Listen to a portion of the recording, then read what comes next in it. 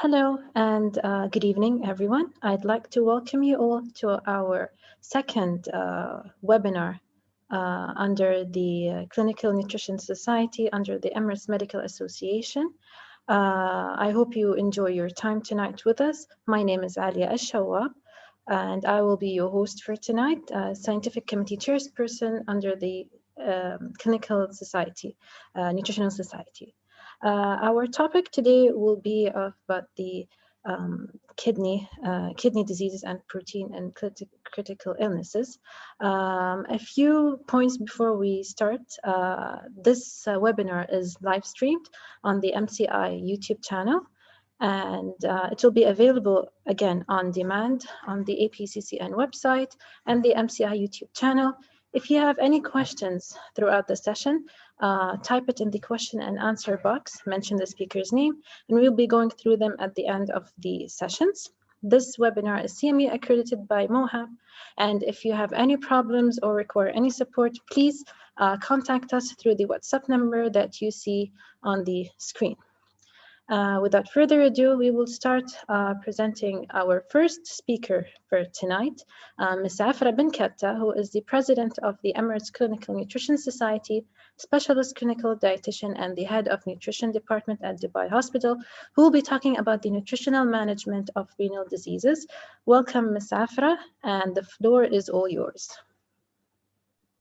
Assalamu alaikum wa rahmatullahi wa barakatuh.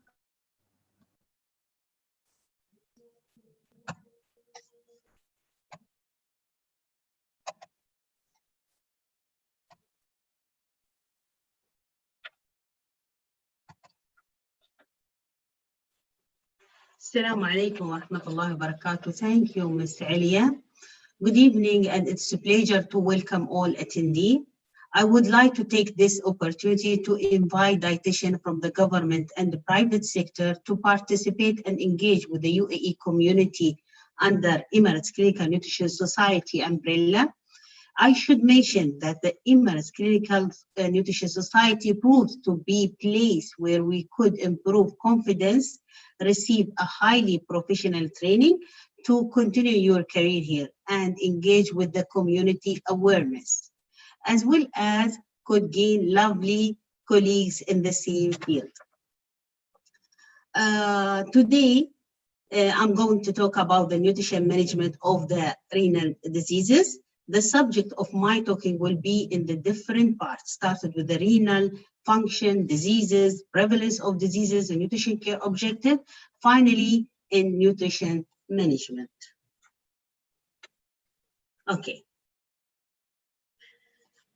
Regarding the significance burden of the diseases, we will start to show you that the data based on the World Health Organization references. In 2010, an estimated 2.3 to 7 million people with the end-stage kidney diseases died without access to the chronic disease, dialysis. The global burden of the diseases, 2015 study estimated that in 2050, 1.2 million people died from the kidney failure, an increase of 32% since 2005. And each year, around 1.5 million people are thought to die from the acute kidney injury.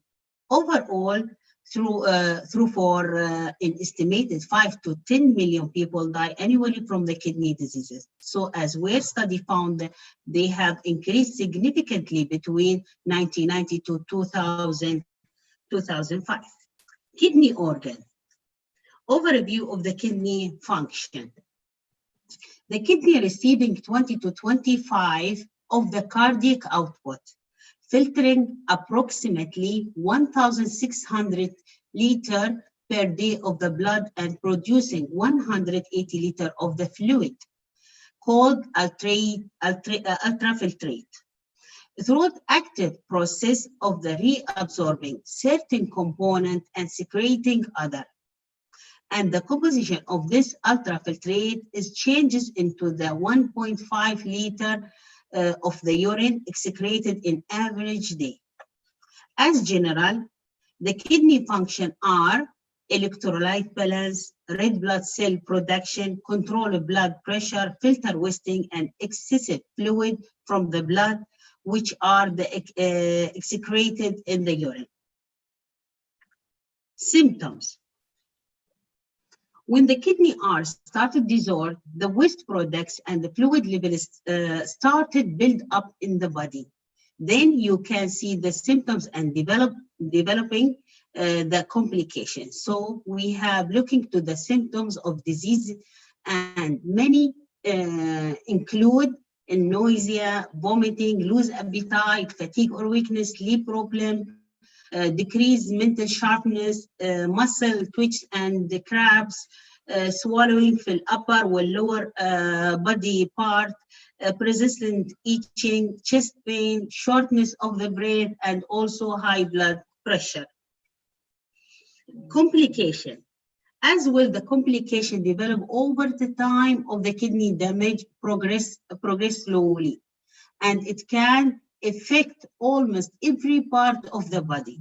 So the potential complication may include a fluid retention, which could lead to the swallowing in the upper and lower body arm, high blood pressure, fluid in the lungs, which called pulmonary edema, a sudden rise in potassium level in the blood, hyperkalemia, which called hyperkalemia, which could impair the heart ability to function. Heart and blood vessel disease like cardiovascular, increased risk of the bone fractures, anemia, decreased sex drive, or reduced fertility, damage to the central nerve system, decreased immune response, pregnant complication, finally, irreversible damage to the kidney in the end-stage kidney diseases, eventually requiring either dialysis or kidney transplant for survival. Renal diseases. Let's now turn to the renal disease manifestation include glomerular diseases عندنا وعندنا acute renal failure وعندنا tubular and interstitium defects وعندنا renal stone. And we will leave, this is part of the renal stone, we will leave this part for our colleague Ms. Samia to present informative lecture about the renal stone. Glomerular diseases, okay? In glomerular diseases, the kidney have about 1 million tiny filter units called nephrons. Each nephrons has a glomerular, so that means there are over 1 million of them too. Glomeruli work through, blood moves through them, they let waste and extra water pass into the nephrons to make urine.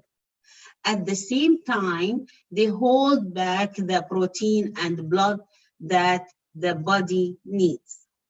When the glomeruli become damaged and cannot do their job, it's called glomerular diseases. Glomerular diseases include many conditions with many different causes, may be caused by the infection, drugs, diabetes, local diseases. The sign and symptom of the glomerular diseases is blood in the urine, which called hematuria, or protein in the urine, proteinuria with edema, albuminuria, which called it is large amount of the protein in the urine, or hypoproteinemia, low blood protein.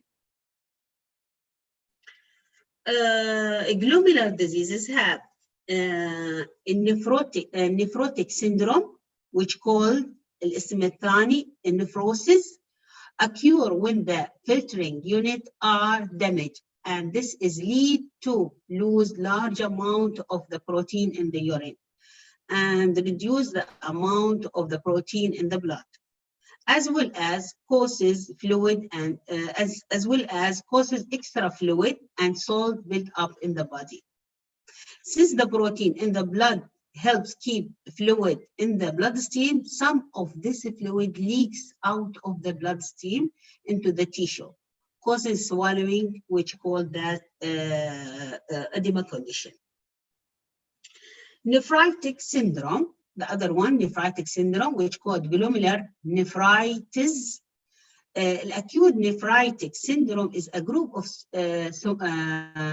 symptoms that occur with some disorder that cause swallowing and inflammations of the glomerular in the kidney, and often causes by an immune response, by an infection or other diseases.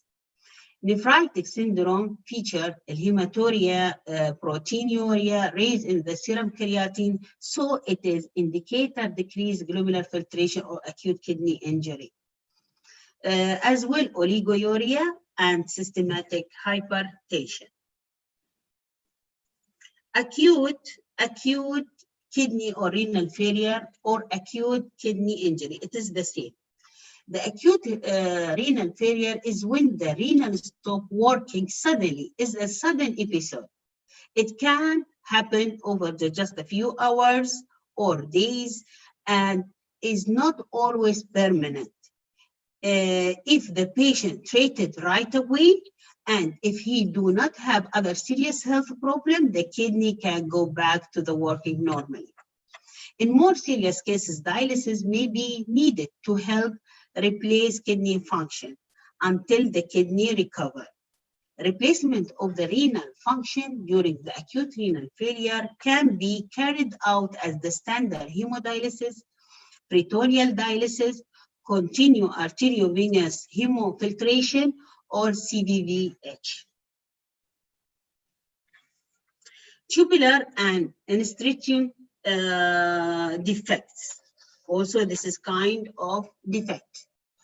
Renal tubes can occur as a result of angelic abs or Skill's diseases or diabetes mellitus, as inability to concentrate the urine, and as mild renal insufficient. Also, we have the Fanconi syndrome is characterized by inability to resolve the proper amount of glucose, amino acid, phosphorus, or bicarbonate in the proximal tube. This causing excretion of this substance in the urine. In the adult with this syndrome presented as acidosis, hyperkalemia, polyuria, osteomalacia, where child presented with the polyuria, growth retardation, or rickets. As well, we have pyelonephritis is a bacterial infection of kidney. So each one has different intervention. We have to remember the nutrition care of the renal diseases based mainly on the metabolic effect of the requirement renal therapy. All aspects of the hospital operation and home care must be developed with a focus center on the patient and his needs. Our objectives to provide adequate calories, protein, electrolyte to meet the needs in order to prevent malnutrition, which commonly occur in the patient with the decreased glomerular filtration rate, to minimize the metabolic complication associated with the renal failure. Incorporate nutrition therapy to treat the complication of medication treatment for the post-surgery. We mean renal transplant. Renal transplant.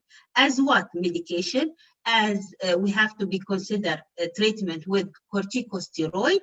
It is associated with a certain accelerated protein catabolism, hyperlipidemia, sodium retention, weight gain, hyperglycemia, osteoporosis, and electrolyte disturbance. So we have to be care of this.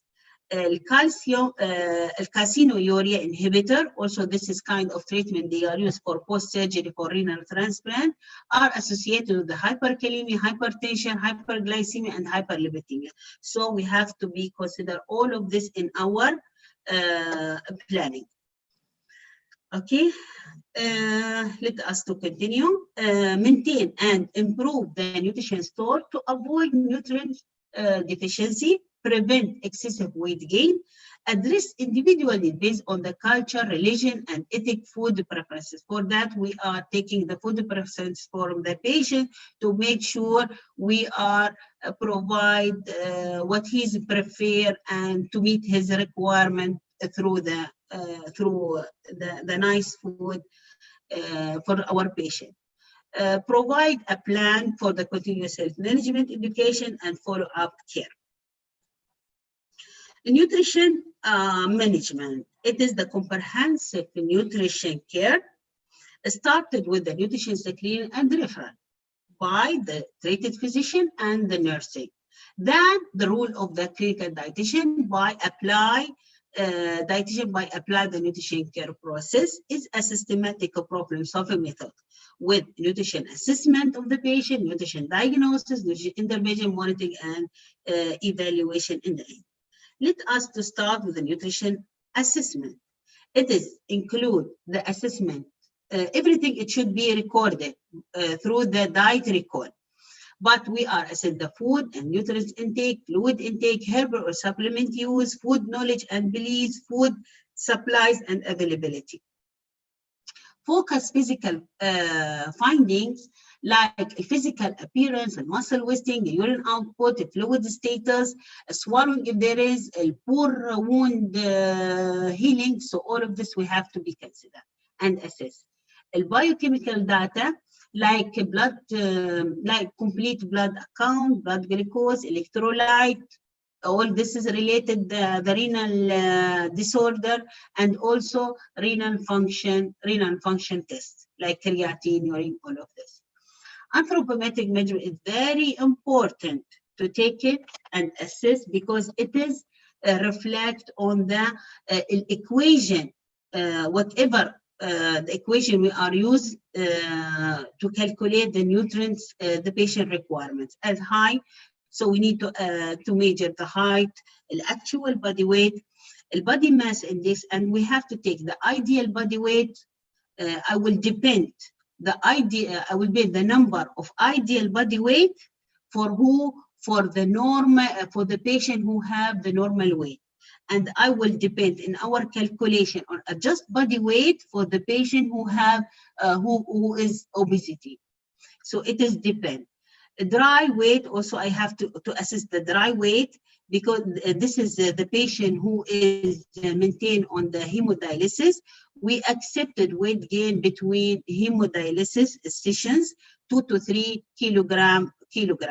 As well, we have to take the weight history because all of it give us the median how we can reach the accurate number or accurate estimated for that patient. Client history for the family or whether for the patient or the family.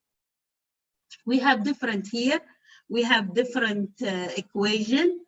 We are using to calculate the ideal or adjust body weight, and we use the more practical equation better for us.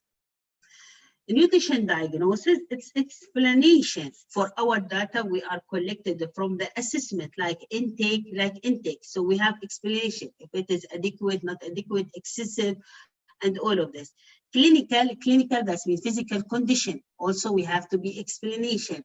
Behavior and environment, like knowledge or attitude of the food and beliefs, all of this. We have the example here for all of this together. Like inadequate protein, we have explanation like inadequate protein intake. That's mean explain the intake. Related to the poor observation, this is clinical condition. Less consumption of the animal protein and undesirable food choices, that means that there is belief and attitude or knowledge for our patient with the meals, as evident by low serum albumin. It's something clinical major. Low hair, lose 5 kilograms from his body weight since 4, and we need the frame time for that since 4 months. Nutrition intervention, we have two kinds of the intervention, curative and preventive. Curative, that's mean we provide the meals for the patient, the healthy meal for the patient, supplement if needed, tube feeding, all of this we have to be provide for our patient. But intervention through the preventive, that's mean provide the nutrition education and counseling. So we have to curative by provide the meals, tube feed, supplement, and preventive by provide the nutrition education and counseling. The nutrition monitoring and evaluation, we are monitoring and evaluating all the data we are assessed from the beginning, and compare between them to make sure how the health status is going with us. Medical nutrition therapy for the renal diseases. Okay. Medical nutrition therapy for the renal diseases. With each defect of the kidney impaired of chronic kidney diseases, different nutrition therapy proposed as per recommendation. The primary objective of medical nutrition therapy are to manage the symptoms associated with the syndrome, like edema, hyperlipidemia, hyperalbumin. So we have to manage, decrease the risk of the progression of the renal failure, decrease inflammation, maintain nutrition store. This is, we have to be consider and focus of this, and it will be reflect on our planning. Okay, so let us to take one by one. Okay.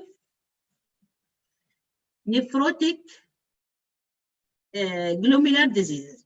We will start with nephrotic syndrome. Nephrotic syndrome. We have the restricting protein or potassium intake is no benefit.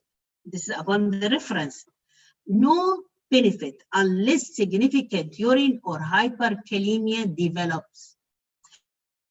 So the control, the blood pressure is important to avoid edema by reducing salt, we mean the sodium in the diet. As well, eating a high protein diet does not help and may actually make matter worse.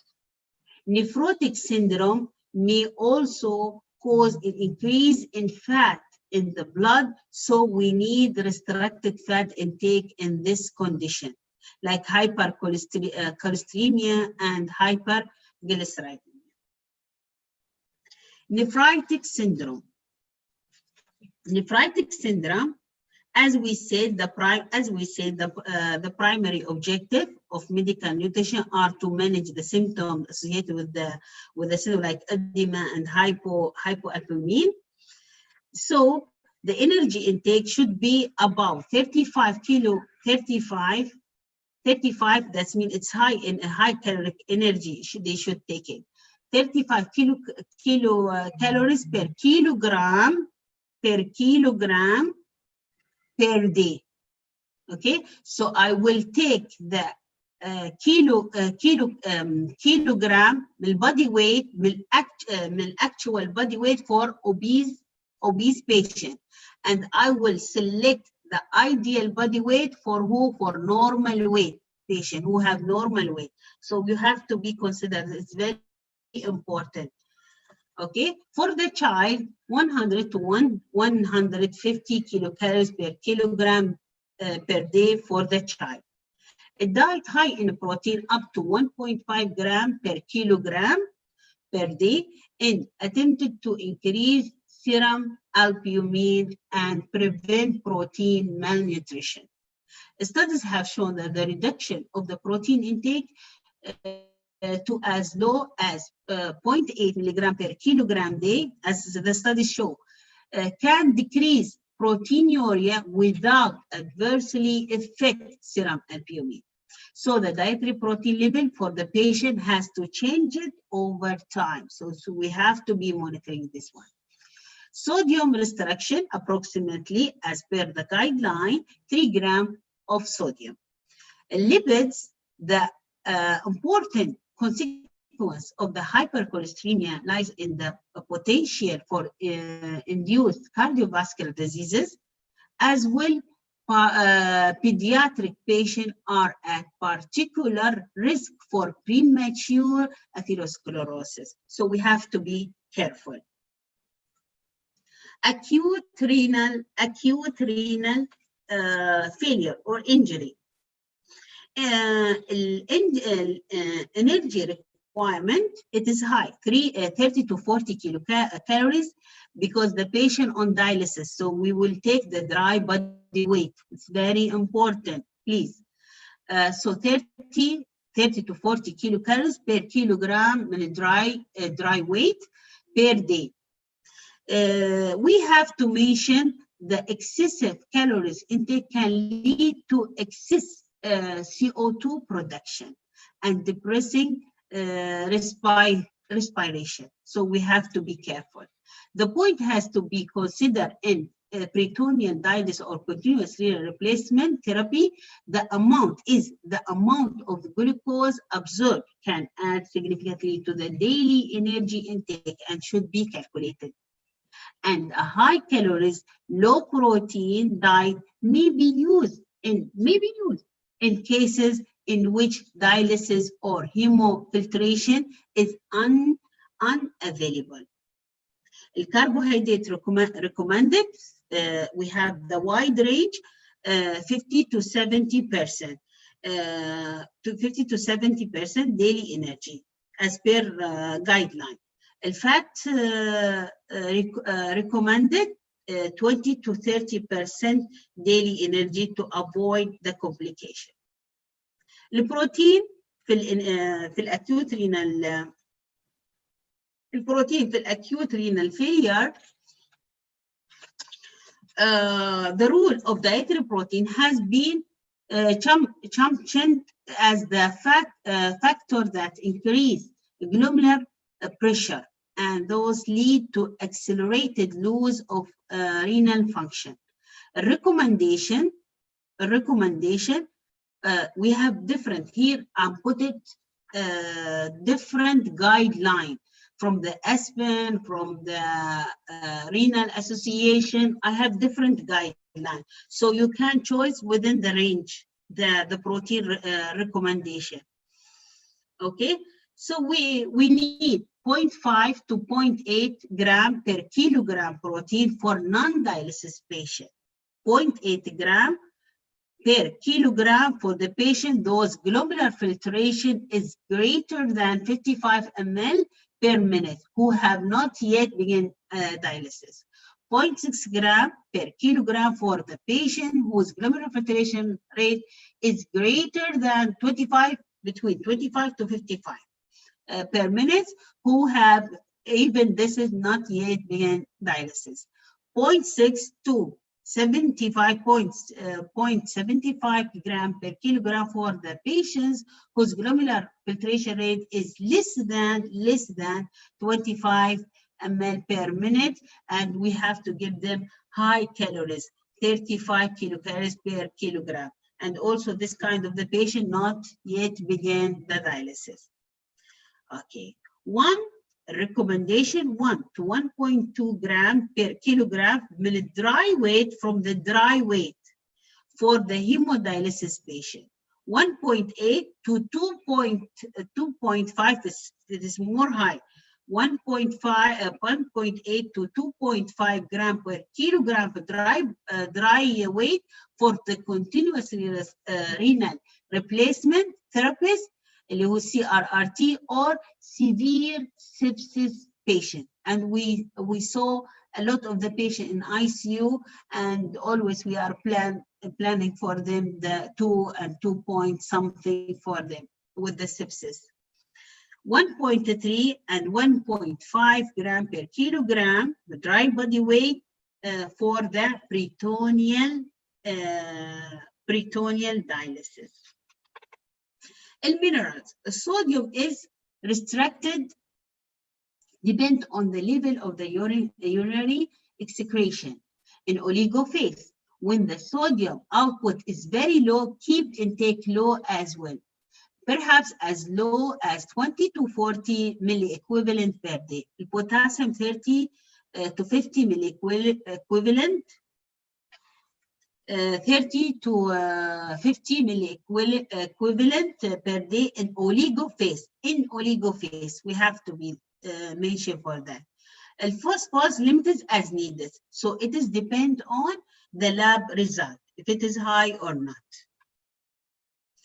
The fluid, it's very also important. The fluid restricted fluid intake to prevent, we know, it is to prevent overload in case of the oliguria. Okay, a replacement upon the different guideline, replace output from the previous day. We have to calculate the replaced output for the previous day, like vomits, diarrhea, urine, plus 500 ml of water.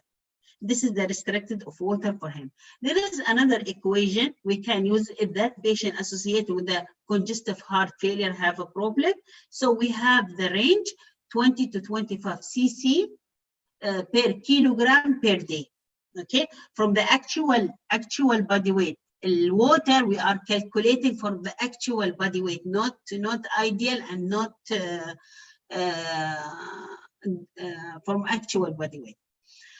Also another equation, fluid balance method, urine output plus 500 ml per day. This is another equation. And also we have fluid restriction by less than 25 ml per kilogram per day. This is we can use for the renal, cardiac disease, fluid overload status. Also this, so it is easy. So our limited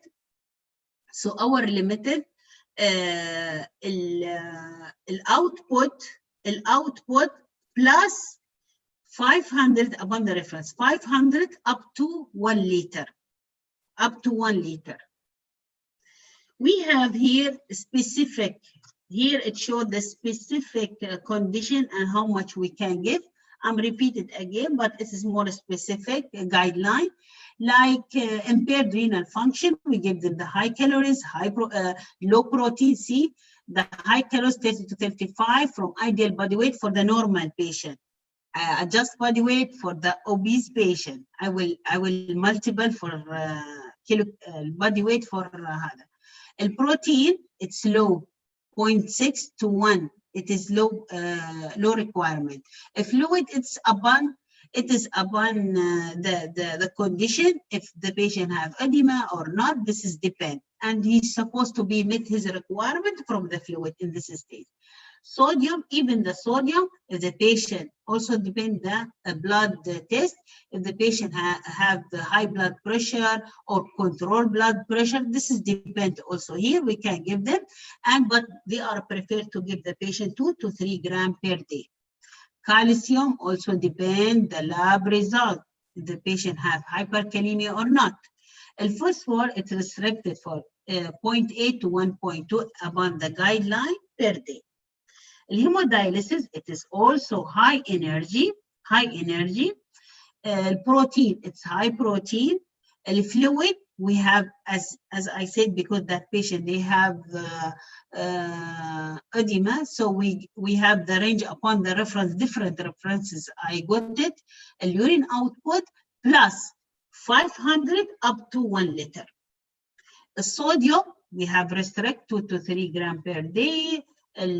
Potassium restricted as well. Phosphorus, we have to be restricted. Peritoneal, it is the same guideline. Energy, protein high. Fluid depend. Fluid, it is depend. Restricted with the sodium, potassium, and phosphorus. Transplant, renal transplant. As well, they have guideline from the first 4 to 6 weeks after renal transplant. They give them high calories, high protein. High calories, high protein. I'm mentioning here with the different, I'm trying to give you the wide range upon the guidelines, different guidelines. So one guidelines, it gives us 1.2 to 1.5, and the other guidelines give me 1.3 to 2. So I have the range. And I have to be multiple for the body weight, ideal body weight, if the patient have normal body weight, and adjust body weight if I have obese patient. The fluid, it is also depend if the patient I have to meet, in the end I have to meet his requirement. But if the patient have edema, I have to be manage that. Sodium restrict, potassium depend the lab result. Phosphorus, no need to have it, but also it is depend on the lab result, if the patient has phosphatemia or not. There is restrict with the calcium 1.2 grams per kilogram. After 6 months, after 6 weeks or longer after a renal transplant, just I will give the energy to meet his requirements and physical activity. Protein, it will be back to the normal. Fluid also, it will back to the normal and meet his requirements. Sodium, I should control, because we need to control the blood pressure. Potassium depends. The lab result patient have hyperkalemia or not. Even the phosphorus, and we have to be the same, restrict with the calcium. Transplant, renal transplant, it should be low fat diet, 25 to 27% from the total energy. Cholesterol, I have to be also measured to 300 milligram. Aid in lowering cardiac complication, because we have to avoid the cardiac complication. Limiting carbohydrate 50 to 55% from the total energy recommended. As well, for the renal transplant, we have to be concerned the food safety, because of the immunosuppression condition. So we have to be careful with this by hand washing, limit fresh fruit and vegetable, as always, wash well before eating. Milk, yogurt should be pasteurized. Limit your restaurant meal to avoid cross-contamination. Food temperature, don't eat uncooked food. Don't use the tap water, because it's high in chlor and sodium. Tubular and statement defect. The first one اللي هو احنا قلنا عنه tuples. Dietary management consists of adequate fluid. So it is depend on to meet the patient, his requirement and the fluid and more intake, which can require several liters of extra fluid. And we have here the equation, how to calculate how to do the rehydrate for our patient, rehydrate upon the guideline. So we have different equation here. So this is by controlled fluid intake and give the patient extra fluid. Fanconi syndrome, even the same. Replacement therapy usually consists of the large volume of the water and dietary supplement. Also, dietary supplement of bicarbonate, because they have problem observation of the bicarbonate, potassium, phosphorus, calcium, and vitamin D.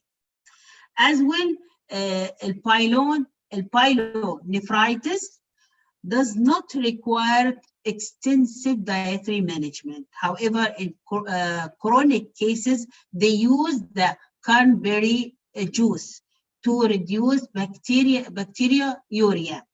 Have been verified. It is verified because it is concentrated tinies. This some of the substance times and other in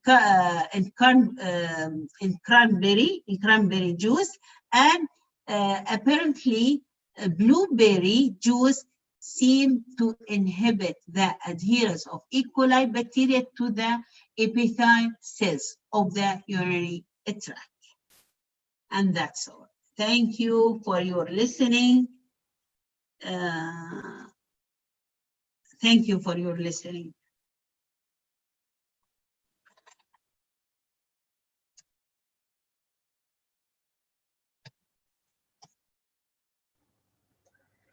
Thank you.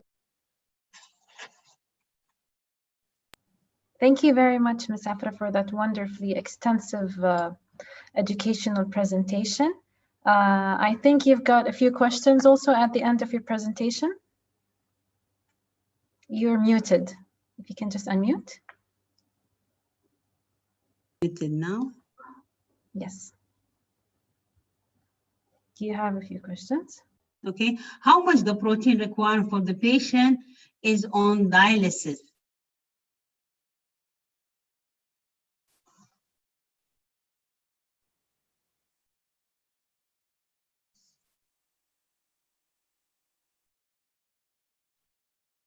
We wait your good. The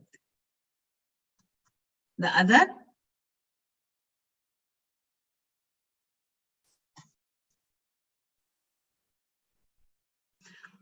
What laboratory value dietitian look at while assessing patient is on dialysis?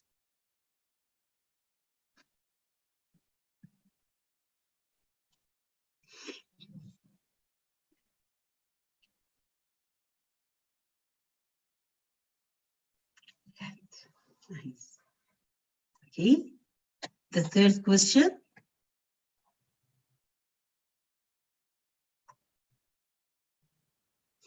Does dietary management consider the adequate fluid intake, which can require several milliliter or extra while patient is on dialysis?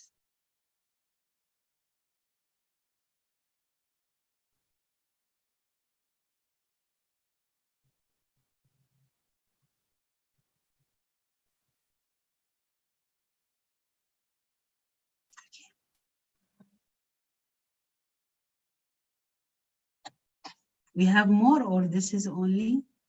We have more question? Okay. How much energy requirement for the patient is on dialysis?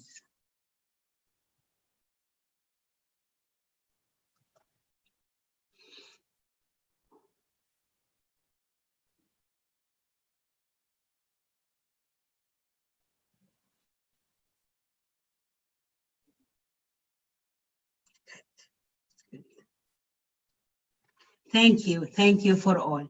Thank you.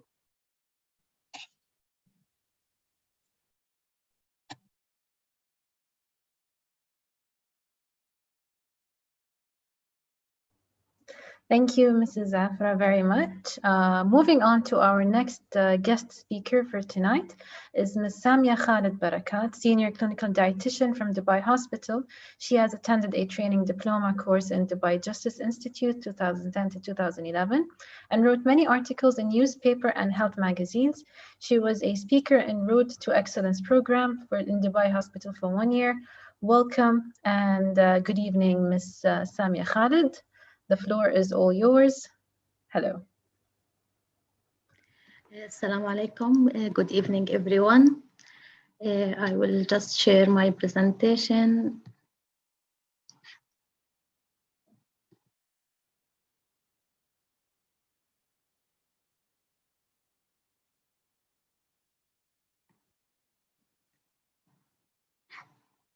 Okay, so assalamu alaikum. Good evening, everyone. My name is Samia Khalid. I'm a senior clinical dietitian at Dubai Health Authority, specifically in Dubai Hospital.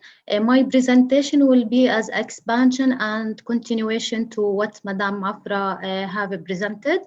We have all know that kidney disorder are very big and varied, and among one of these important disorder is kidney stone or nephrolitis. Here is the overview of my presentation. I'm going to talk about the definition of kidney stones. Then I will go for the causes and Ms. Samia, just if you can full screen your presentation. Yes, sure. Okay. So here is the overview of my presentation. The topic will be including the definition of kidney stones. I'll be talking also about the causes and etiology of this disorder. I'll be talking also about the main signs and symptoms of kidney stones. I'll be talking only about the physical symptoms. Then I will be talking about the different types of kidney stones, and the most important part is the dietary management and the nutrition intervention for each type. At the end, I will show my references and resources. So kidney stones or nephrolitis, it is an increasingly significant health problem among the population. It is usually characterized by the frequent occurrence at the age between 30 to 40 years. And it is more common in male with 3 times more than the females. Sometimes the risk may double for those who is having family history or genetic factor. The definition of kidney stones, as you are seeing in the bottom of the slide, there is one image of the stone. Kidney stones actually it has many other alternative names like renal calculi or nephrolitis, ureolitis. They are all the same. It is a hard deposit made of different minerals and salts that form inside our kidneys. Since the mineral is different, so the nutrition intervention for each type is different. And the dietary management and the medication is also different. The kidney stone can affect any part of our urinary tract, starting from the kidneys till the end of our bladder. What are the major causes of the kidney stones or the risk factors? Actually, there is no definite single cause for kidney stones, but yet there is some risk factor which found to be increasing the risk of formation of different stones. For example, a family or personal history. If somebody in our family or in your family has a kidney stone, we are at higher risk to develop these stones also. Or if we as a person, if I develop the kidney stone, I can in the future again develop it later because it's not a one-time event. Next is the dehydration. Inadequate intake of water or fluid during the day can increase the risk of kidney stone, especially calcium stone.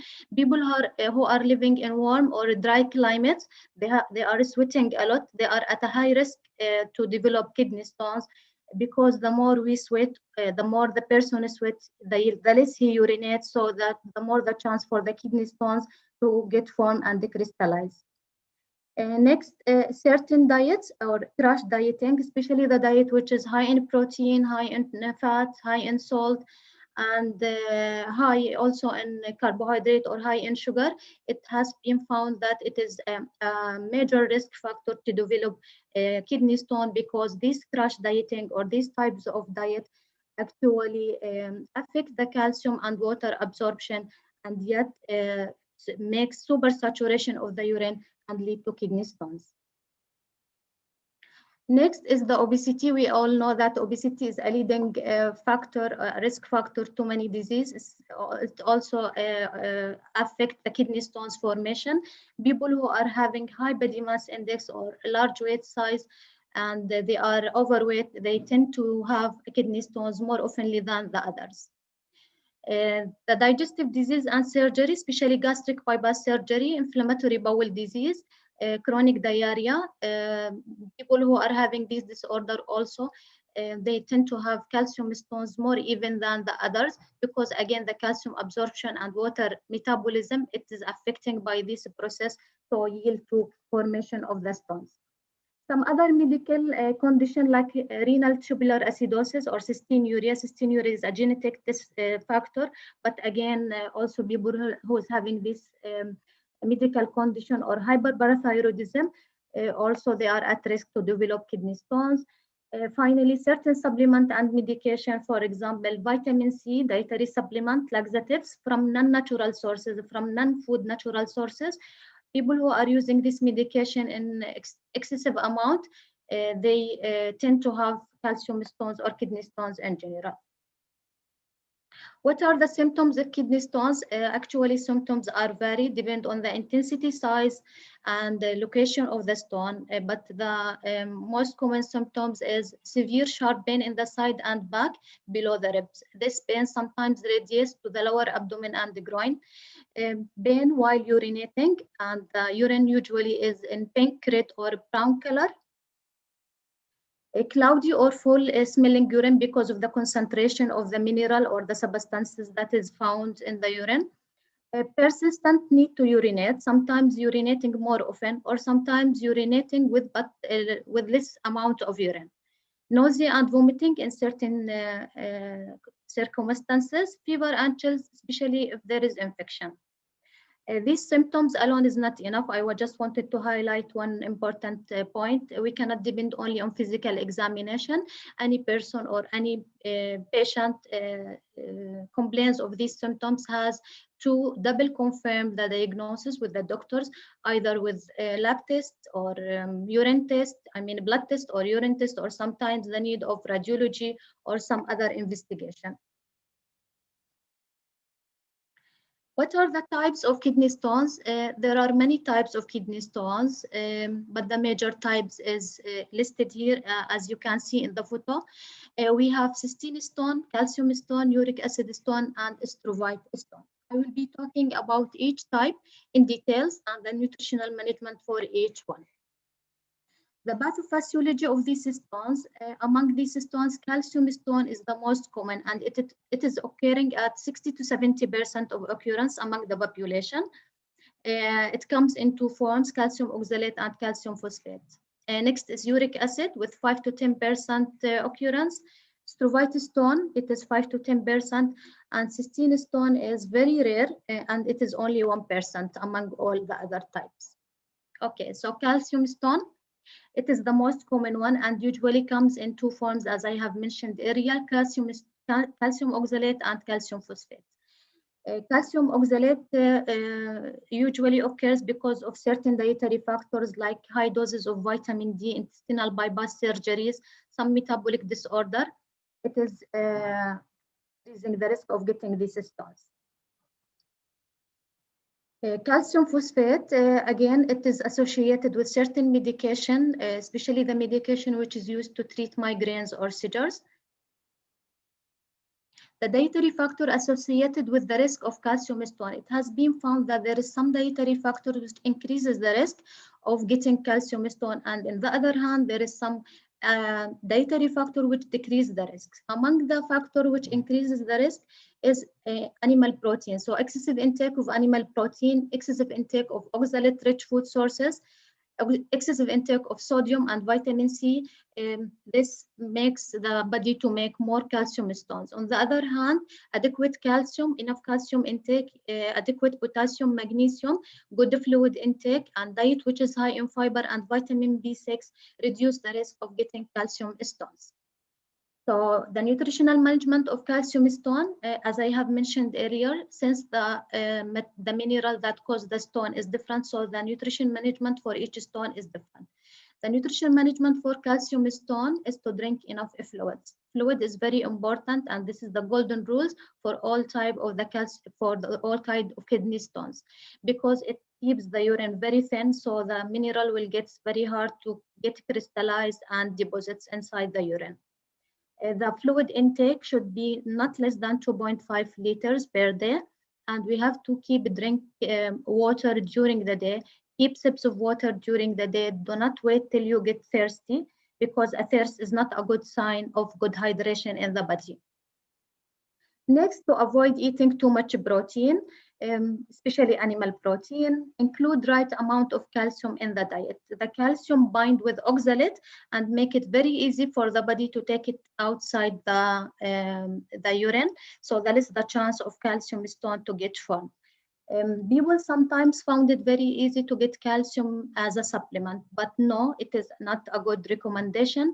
We should take calcium as a dietary source, not from a supplement, because if we take it as a supplement type, it will do the opposite, and it will make the calcium stone to get formed. So make sure to get enough calcium through the diet, and we all know that the calcium dietary food sources is the milk and dairy. This is the best sources of calcium, and among the plant based sources of calcium is dark green leafy vegetables, tofu, blackstrap, molasses, and legumes as well. Next is to avoid vitamin C supplement. This is a very important point, because too much vitamin C can cause concentration of oxalate in the urine. I wanted to focus one point here, because now during Corona pandemic, personally, I have met many people who are running to the pharmacy and haphazardly they are just getting a vitamin C supplement to boost their immunity. Yes, vitamin C is very good for immunity, but it has to come from dietary sources. If we take it as a supplement, it has been proved that it causes oxalate to form, and supersaturated in the urine lead to a calcium stones problem. And really, we have seen many patients have reached our clinic. They have simply take the vitamin C supplementation from the pharmacy without any doctor prescription. They are ending up with this problem. So make sure to take a vitamin C from the diet, not as a supplement. Next is to eat less sodium diet, food which is high in salt, especially pickles, canned food, and all kind of salty cheese, salty food can cause calcium to build up in the urine and make it very thin, very thick, I mean. so they lead to get more stones. Last is to eat less oxalate-rich food sources, especially rhubarb, nuts, beets, tahini, sesame seed. This food has to be avoided at all with the calcium stone to prevent it from reoccurrence once again. The second type is Trovitastone. Strovite actually forms in a response to a urinary tract infection. This stone can grow very quickly and become quite very large, and people who are complaining from this type of stones usually show no or little symptoms. It is only found by urine test or some other radiology investigation. This type of stone occurs more frequently with females more than the males, with almost the double, 2 times comparing to 1 time for the men. And they form in the presence of bacteria such as Pseudomonas, Klebsiella, Proteus mirabilis, and Urea lyticum. This type of stone, usually the main treatment, since the concentration of this stone is very high, the treatment usually is surgical or lithotripsy. Of course, there is some dietary management is there, but this dietary management is to prevent the occurrence of the stone. They have been found that certain fluids make the environment of the urine more inhospitable to bone growth, to stone growth, like lemonade, orange juice, cranberry, as well as extra fluids and extra water, especially water. Lemonade and orange juice, cranberry juice, because of their citric acid content, they make the urine alkaline, so they are less chance to get stones anymore.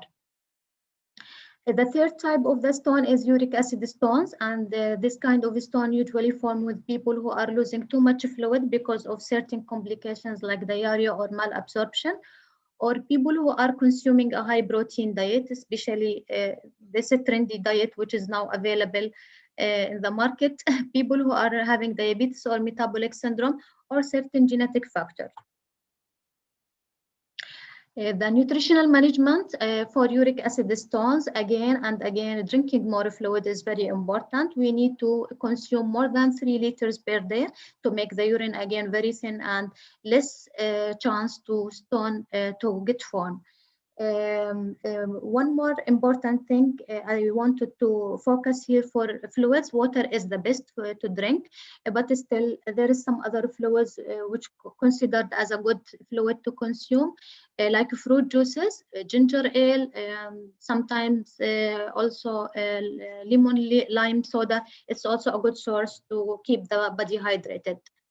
Next is to decrease the intake of red meats and shellfish, and we can replace them with fruits and vegetables. Also, we should limit the amount of alcohol we drink, achieve and maintain healthy weight if the patient is obese or overweight. To avoid the crash dieting, which increase uric acid levels in the blood, and to follow the DASH diet or dietary approach to stop hypertension. It's found to be showing a very good result in reducing the incidence of uric acid stones. Next is to restrict the dietary purine, since uric acid stone made of purine, so restricting dietary high in purine like organ meat, anchovies, herring, sardines is recommended. On the other hand, animal fresh protein like meat, fish, poultry is still high in purine but should not be restricted, because at the end we need to meet the protein requirement for the patient. We don't want to reach a point that patient is having protein inadequacy. Then we should limit the sugar sweetened fruits and the drinks, especially the high fructose corn syrup. The last type of this stone is cystine stone, and this stone formed in people with a hereditary disorder called cystinuria. Cystinuria is a genetic disk factor. It affects almost all the ages. It affects children, it affects teenagers, and it affects also elderly. Cysteine is a kind of amino acid. If it is taken in excessive amount, it's built up in the urine and makes it very hard to excrete, so it causes the cystine stones. And usually with these stones, beside the dietary management, also treatment option can include surgical removal. The best nutritional management for cystine stone, again, to drink enough water, and here we increase the water intake to 4 liters to prevent cystine crystallization. Cut on sodium intake is very important. To encourage high fiber diets from vegetables, fruits, legumes, whole grains. To also cut on methionine, because methionine is the precursor of cysteine, but not to avoid it at all, because methionine is also found in many protein rich food sources which is needed in the mechanism of our body. So we can just go for moderation, not severe restriction. So as a conclusion, I would like to say that kidney stones are typically a painful condition. Fortunately, diet alone cannot be effective in managing and preventing kidney stones. Staying hydrated, avoiding certain foods that are high in salt and sugar, pairing calcium with oxalate-rich food sources is very important for kidney stone. Take the action today and change your dietary lifestyle. Please be strict with the supplement that you are taking and make sure that you are receiving your vitamin supplement through the diet unless otherwise specified by the doctor. By this slide, I'm just finishing my presentation, and here I am presenting my resources and references. Actually, most of my slides are from this website, but the majority of the presentation I have taken from ICRAU's nutrition booklet, which is being used for us as a student and as a healthcare provider. Thank you very much for your attendance and waiting for your questions at the end of the webinar. Thank you very much. Thank you very much, Ms. Samia. That was a wonderful presentation and interesting information. We'll be moving on to our next speaker for tonight, Ms. Dania Nasser, who will be talking about protein in critical illness. She is a clinical dietitian and certified personal trainer in Burjeel Hospital for Advanced Surgery. Her specialties include clinical experience in the field of weight management, sports nutrition, bariatrics, renal metabolic disorders, and orthopedics. Welcome, Ms. Dania, and thank you for joining us for tonight. The floor is all yours. Good evening, everyone. Thank you so much for having me today. My name is Dania. I'm a clinical dietitian at Burjeel Hospital for Advanced Surgery. I want to thank Ms. Afra and Ms. Samia for the very comprehensive presentation. I believe we've spoken about protein here and there, so this takes us to the last topic for today, which is about protein in critical illness. So I'll just open up the PowerPoint. Okay, just a second. Okay, can you see the PowerPoint yet?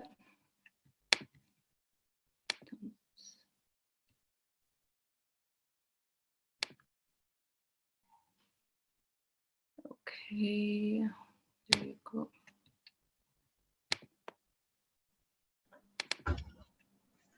Okay. Can you make it full screen, please? Yeah. All right. So this is my roadmap for today. We're going to start off with the functions of proteins in the body. We're going to discuss nitrates that affect the delivery and utilization of amino acids, protein intake in enteral and parenteral nutrition, strategies to improve protein and amino acid delivery in ICU patients, and the last part, which is identifying protein requirements during critical illness. So interestingly, the origin of the word protein, as you can see, we hear the term very often from having protein as a post-workout to having protein as part of, let's say, skin health, hair health, and most often we hear, especially in hospitals, the importance of protein. As we can see, Ms. Afra mentioned the role of protein in patients with renal problems, and of course, patients who are admitted in the ICU, especially those who have critical illness, let's say, such as sepsis or other sorts of illness. The difference between protein and other macronutrients is that protein is the only macronutrient that has nitrogen as part of its structure, as you can see. And interestingly, protein is actually a Greek word, which means utmost importance. And that justifies why we've spoken a lot about the role of protein in patients where we need to basically control their health outcomes when they're admitted.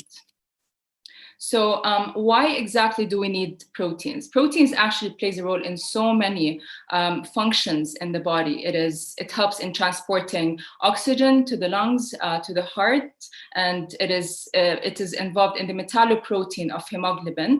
Our muscles are made up of protein, actin and myosin. It is basically the contraction role in the muscle mass. It is also involved in the structure of the DNA and RNA expression as well. Proteins are also involved in immunity. As you can see, antibodies are mainly proteins. Hormones are also proteins, as well as enzymes such as pepsin, lysozyme. So you can see that protein, logically, after speaking about the functions, it is essential specifically in diseases, since this is the topic that we'll be talking about today.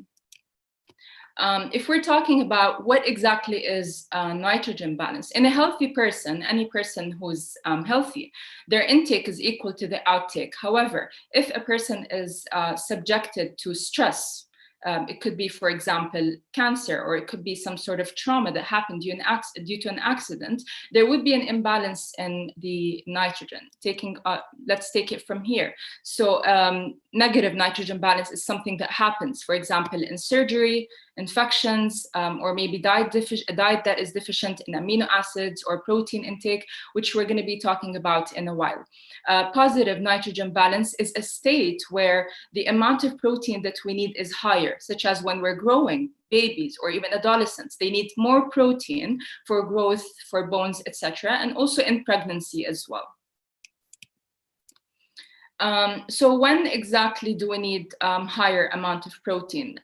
Mentioning the functions of protein logically in cases of sarcopenia, which is a very, let's say, significant decrease in muscle mass, which most often happens in hospitalized patients or patients who are not eating enough protein.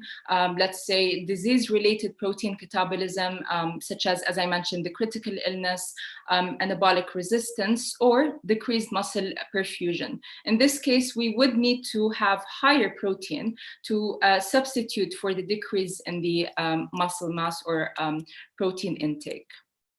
This is a question, I believe, before I go next with the answer. Is the poll coming up? So what is the percentage of malnutrition in hospitalized patients? So we're going to give a few seconds to answer the question.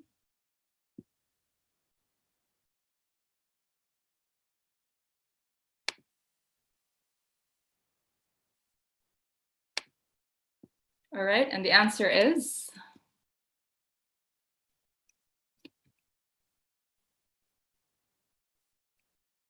All right, so yes, this is the correct answer. And interestingly, actually, patients who are admitted with malnutrition, specifically those who have critical illness, also acquire disease-induced, let's say, disease-induced malnutrition as well. During the course of illness. And it is our role as dietitians and healthcare practitioners to make sure that malnutrition does not happen. And this is what we're going to be discussing in the next few slides. So what happens during illness, it affects the hemodynamics of the body, whether it is increase in energy expenditure. So the amount of calories that patients who are ill burn is higher as compared to a standard person. And also hyperglycemia is very common. Breakdown of proteins or breakdown of muscle mass, which happens because the body basically is trying to get a source of energy. And according to research, which I'll be showing in a few, all the outcomes that happen during illness could actually increase the risk of morbidity and mortality if not correctly treated. what happens is inadequate intake of protein. What happens then is the muscle protein breakdown is higher than the synthesis, which leads to impaired muscle growth. And as I mentioned, sarcopenia, where the muscle mass decreases, and functional decline. So all of these act as stress to the body and affects the normal functions, and also could lead to higher chances of mortality. So what's our main goal as dietitians or healthcare practitioners, anyone who's involved in basically part of the team, the multidisciplinary team of the ICU patients? Our goal is to preserve the lean muscle mass, which is through adequate nutrition or through the right medical nutrition therapy. As you can see, weakness following ICU lasts for months to years, and 49% of ICU survivors were not back to work at 1 year. So why exactly is protein very important? Why do we keep talking about protein and not decreasing the amount of muscle mass? So you can see that the more the percentage loss of lean body muscle mass, you can see the mortality rate is higher. So we need to take actions here. So 10% loss of body muscle mass leads to impaired immunity, higher risk of infection. And by the way, all of these lead to longer hospital stay as well. 20% of loss of lean body muscle mass leads to thinning of the skin, decreased healing.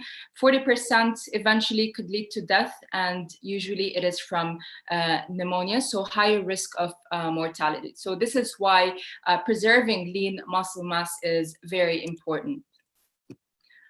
Severe protein energy malnutrition usually manifests in the form of immune dysfunction. As you can see, loss of muscle mass, cachexia, poor healing of wounds, or even respiratory failure and having lung-related diseases such as pneumonia.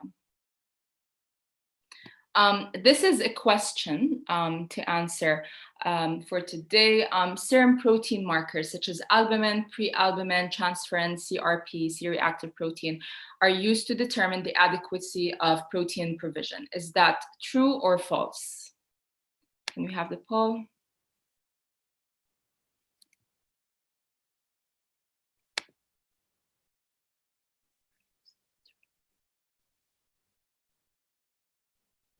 Okay. Let's see the answers. Okay, so as per research, actually, the article I have the reference of it by the end of the presentation. The answer is it is false, and I will take on the next PowerPoint here, which talks about methods or tools to identify the adequacy of protein provision, because we can't merely focus on albumin as an adequate, as a method of identifying adequacy of protein.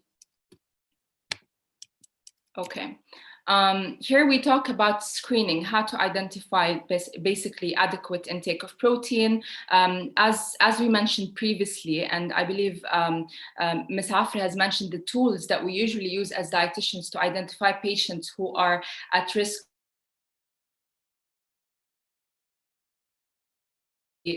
malnutrition universal screening tool, which identifies the body mass index. Of course, if a patient has a BMI less than 18.5, this increases the risk. The weight loss within the 3 to 6 months, the percentage weight loss. Interestingly, from the reference that I have, weight loss does not have to be within a specific period of time. It could be just the weight loss as a percentage that could help us identify if the person is not having adequate intake of protein or is basically suffering from malnutrition. And verbally, through asking the patient or asking the family of the patient how the recent intake of food has been in the past few weeks or in the past few months. Now, I know this is basically the nutritional screening that we currently use. However, there are more methods that are currently being studied, such as CT computer tomography, ultrasound, bioelectrical impedance, and lastly, the hand grip, which has been mentioned quite a lot in observational studies. There is going to be further research on the most appropriate tool to identify malnutrition. And I also want to mention that malnutrition does not necessarily occur in patients with a low body mass index. It could also happen in overweight and obese patients where there is loss of lean body muscle mass despite having a high body mass index. So usually we know that when a person is obese, they have more muscle mass, but their muscle mass could also decrease upon admission or if they are admitted in the ICU. If we're talking about the nutrition therapy, of course, the first thing that crosses our mind is adequate energy, adequate protein intake. However, since we're talking here about critical illness in specific, according to the reference that I have, provision of increased total calories without increasing protein delivery has failed to demonstrate a clear benefit in improving outcomes. So the focus is more on providing an adequate amount of protein, because most often what we see is if the patient is having an adequate amount of calories, but the amount of protein is not adequate for the disease or for the goal that we have, it could lead to, let's say, having the outcomes going downhill.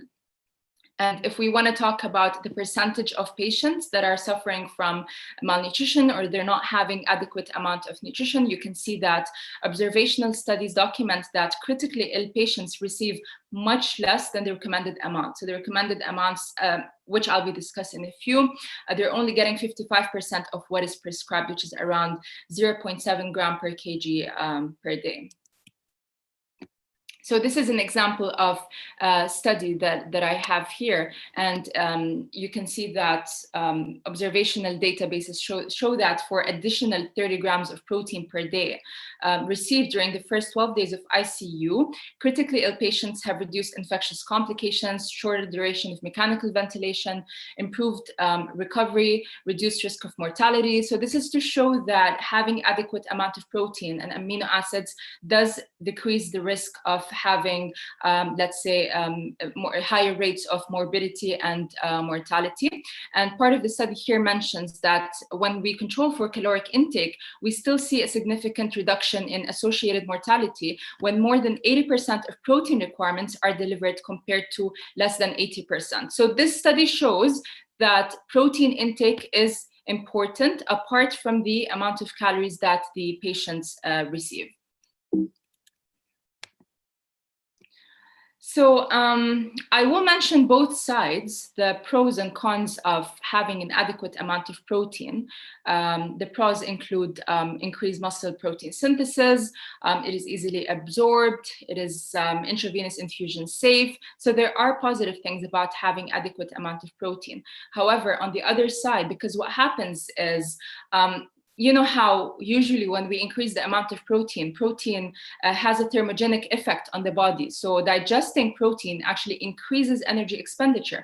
So patients who are admitted in the ICU, they already have a higher energy expenditure. So increasing protein intake, let's say above the normal, could have a negative effect as well. So that would lead to higher protein requirements. So this is part of the cons, but more studies are needed.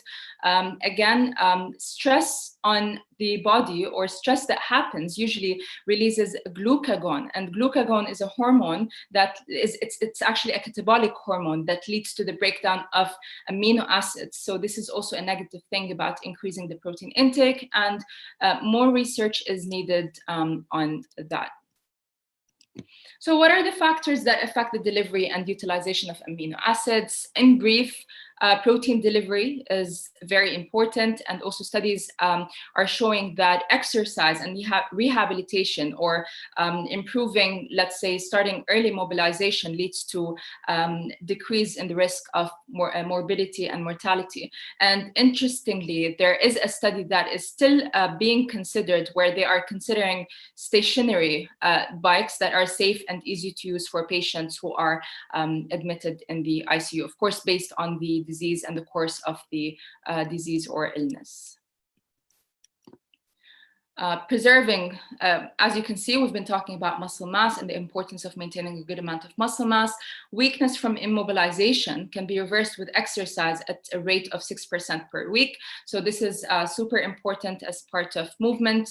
This is also the role of the physiotherapy team to assist in mobilizations as early as possible, depending on the course of the disease. As you can see, in the groups of healthy adults, it took at least 6 weeks resistance training to rebuild lost muscle mass, but total rehabilitation was not always possible. This takes us to the other part. We've been talking about oral nutrition, amino acids, and protein. Of course, there are times where oral nutrition is not possible, so we need to consider enteral nutrition and total parenteral nutrition. EN provides nutrients in a more physiologic manner, and it helps in supporting the gut's integrity, immune function, and the composition of microbiome, especially during critical illness. Meta-analysis of RCTs, randomized clinical trials, demonstrate that early EN is associated with reduction in mortality and infections compared to withholding early enteral nutrition. Enteral nutrition may need to be substituted with parenteral nutrition, particularly, of course, in patients with serious intestinal compromise. Of course, not everyone is the same, so it is very individualized. We're coming to that point very soon. Or those who are even at risk of aspiration, so it depends on the case of the patient. So what are strategies to improve protein and amino acid delivery in ICU patients? The use of high protein EN formulas to make sure they're getting the enough amount of protein or the right amount of protein. The addition of protein supplements for patients who are already receiving enteral nutrition, and supplementing EN with parenteral amino acids as per research. Providing amino acids helps in recovery and decreases hospital stay.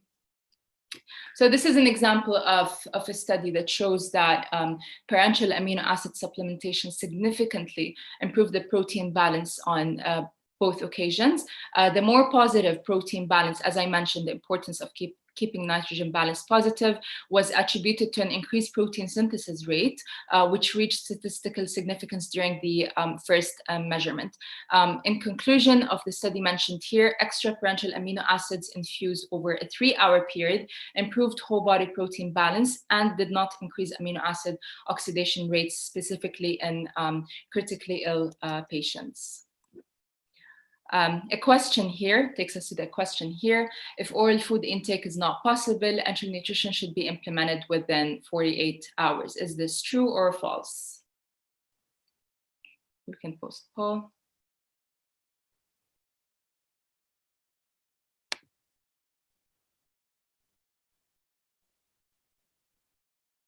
Okay, we'll give the answer.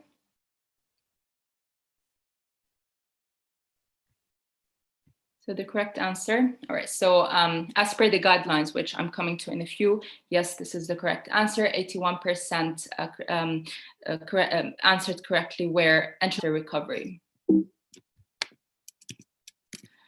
So most importantly, the last part, almost the last part of the presentation. So how much protein is recommended? So as per the ESPEN guidelines concerning the supply of amino acids, and since we mentioned that most patients are not getting enough protein intake, they're actually having almost 0.5, whilst the recommendations are about 1.3 gram per kilogram ideal body weight per day.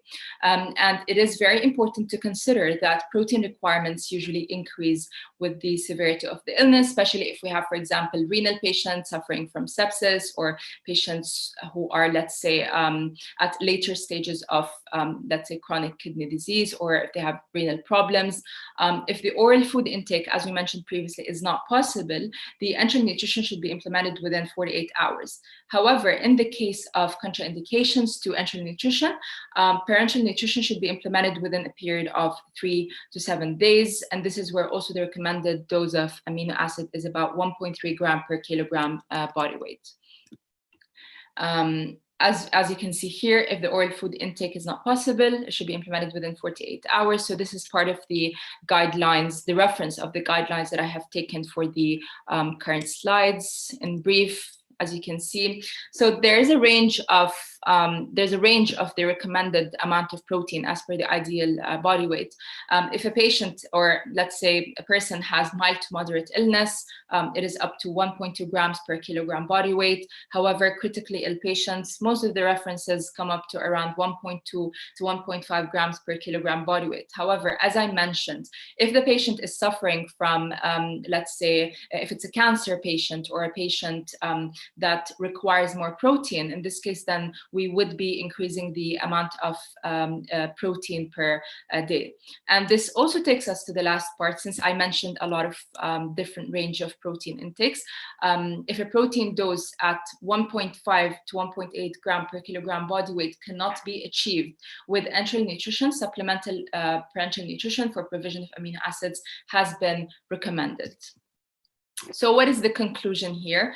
It is known, and as per the talk that we currently had, illness or any sort of illness does put the patient in an unstable hemodynamic condition. It affects the amount of protein required. It affects the energy intake. I know we spoke about protein intake, but there's a lot of factors that are involved here. And the most obvious way is to make sure that the patient is having adequate amount of protein. And it is well established that parenteral amino acid supplementation increases protein balance in healthy humans. That's in the case if the patient is not having an adequate amount of oral intake protein.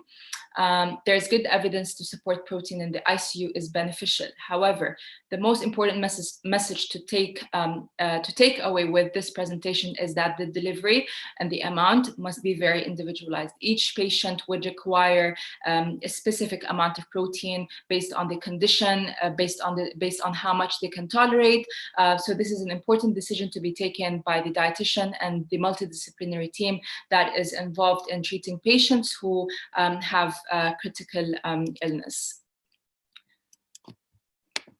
And this takes us to the last presentation for today.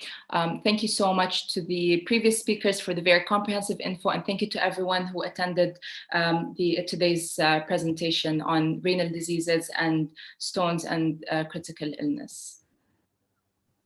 Thank you very much, Ms. Dania, for that wonderful presentation, and thank you to all the speakers who were with us tonight.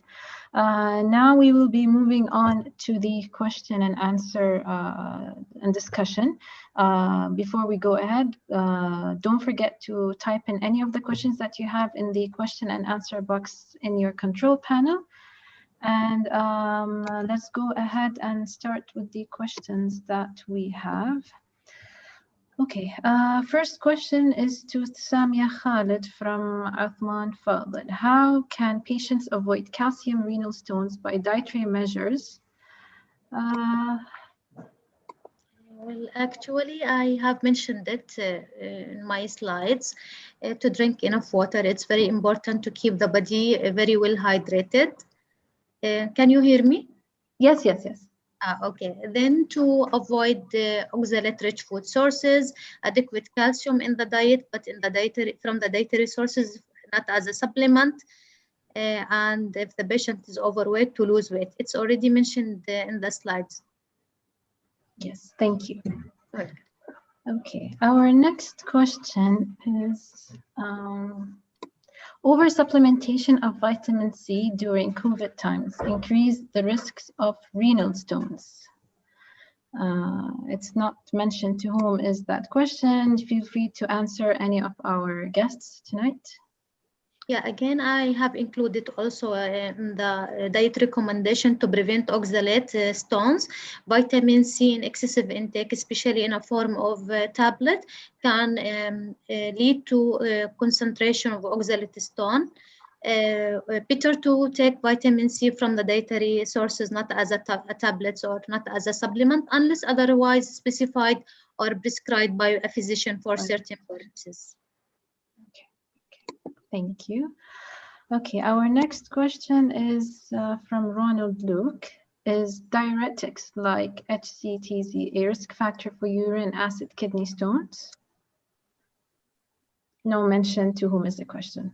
Feel free, anyone can answer. Yes, no one. So should we answer this question, or anyone has an answer to this question? Is diuretics like HCTZ a risk factor for urine acid kidney stones? Certain medication, yes, it has been found that certain medications lead to kidney stones, but there is no specific names. Yet we need to ask the physician what is the pathophysiology and what is the mode of action for this diuretics. Medication-wise, we will leave it maybe to the doctors. He can ask better. Of course, dehydration is a risk factor to form kidney stones. Yes. Our next question. During COVID times, some hospitals, ICU centers use high-dose vitamin C through IV route. Any experience for kidney stone formation or this type of attempt should be more than weeks so as to form kidney stones in patients? Thank you. I got lost in the question myself. Okay, so anyone would like to go ahead for that answer? During COVID times, ICU center. So that's most probably for Ms. Dania, who was talking about the ICU patients. Can you repeat the question? Okay. During COVID times, some hospitals' ICU centers used high-dose vitamin C through IV route. Any experience for kidney stone formation with the vitamin C? So far, in my practice, we didn't give higher above the normal dose of vitamin C. But from what I have seen, we didn't have cases of patients with kidney stones haven't seen so far. Okay. Okay. How much protein that can tolerate and not be harmful for the kidney? In dosage. Okay, I can answer for this. Yes, please. Okay, upon the different guidelines, the maximum amount of the protein we can give for septicemia condition, it is up to 2.5. This is the maximum for them with septicemia upon the guideline. Okay. And how much non-protein calories to nitrogen ratio in critically ill patients? The non-protein calories. So if the patients that tolerate protein and not be harmful for the kidney, how about for those who are critically ill, as in a ratio of non-protein calories to nitrogen ratio?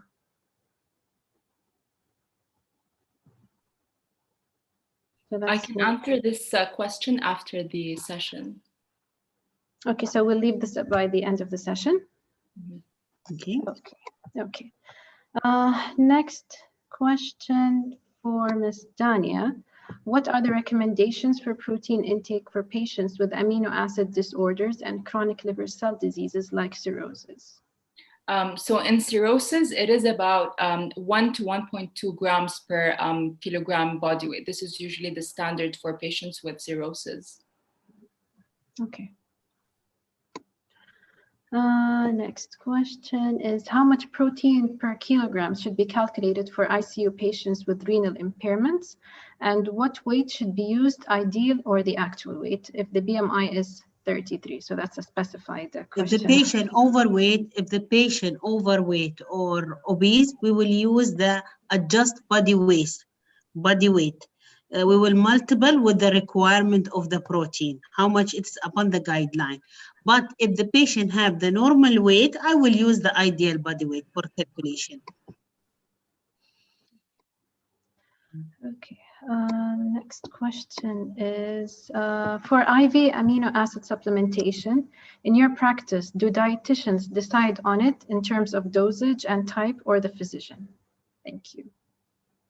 For the amino acid supplementations, yeah, it's usually done by the physician. Yes, by physician. Okay, next question is, individualized delivery means individualized care? Yes. Most probably, yes. Yeah. Okay. Okay. Hi, Dania. How to increase albumin in critically ill patients if the albumin is low? Okay, so usually I would start off with including, it depends on the appetite of the patient. Sometimes critically ill patients, they have poor appetite, and even if you educate them on having adequate amount of protein, in that case, they might not be able to get it from food. For example, smoothies, something with yogurt, with milk.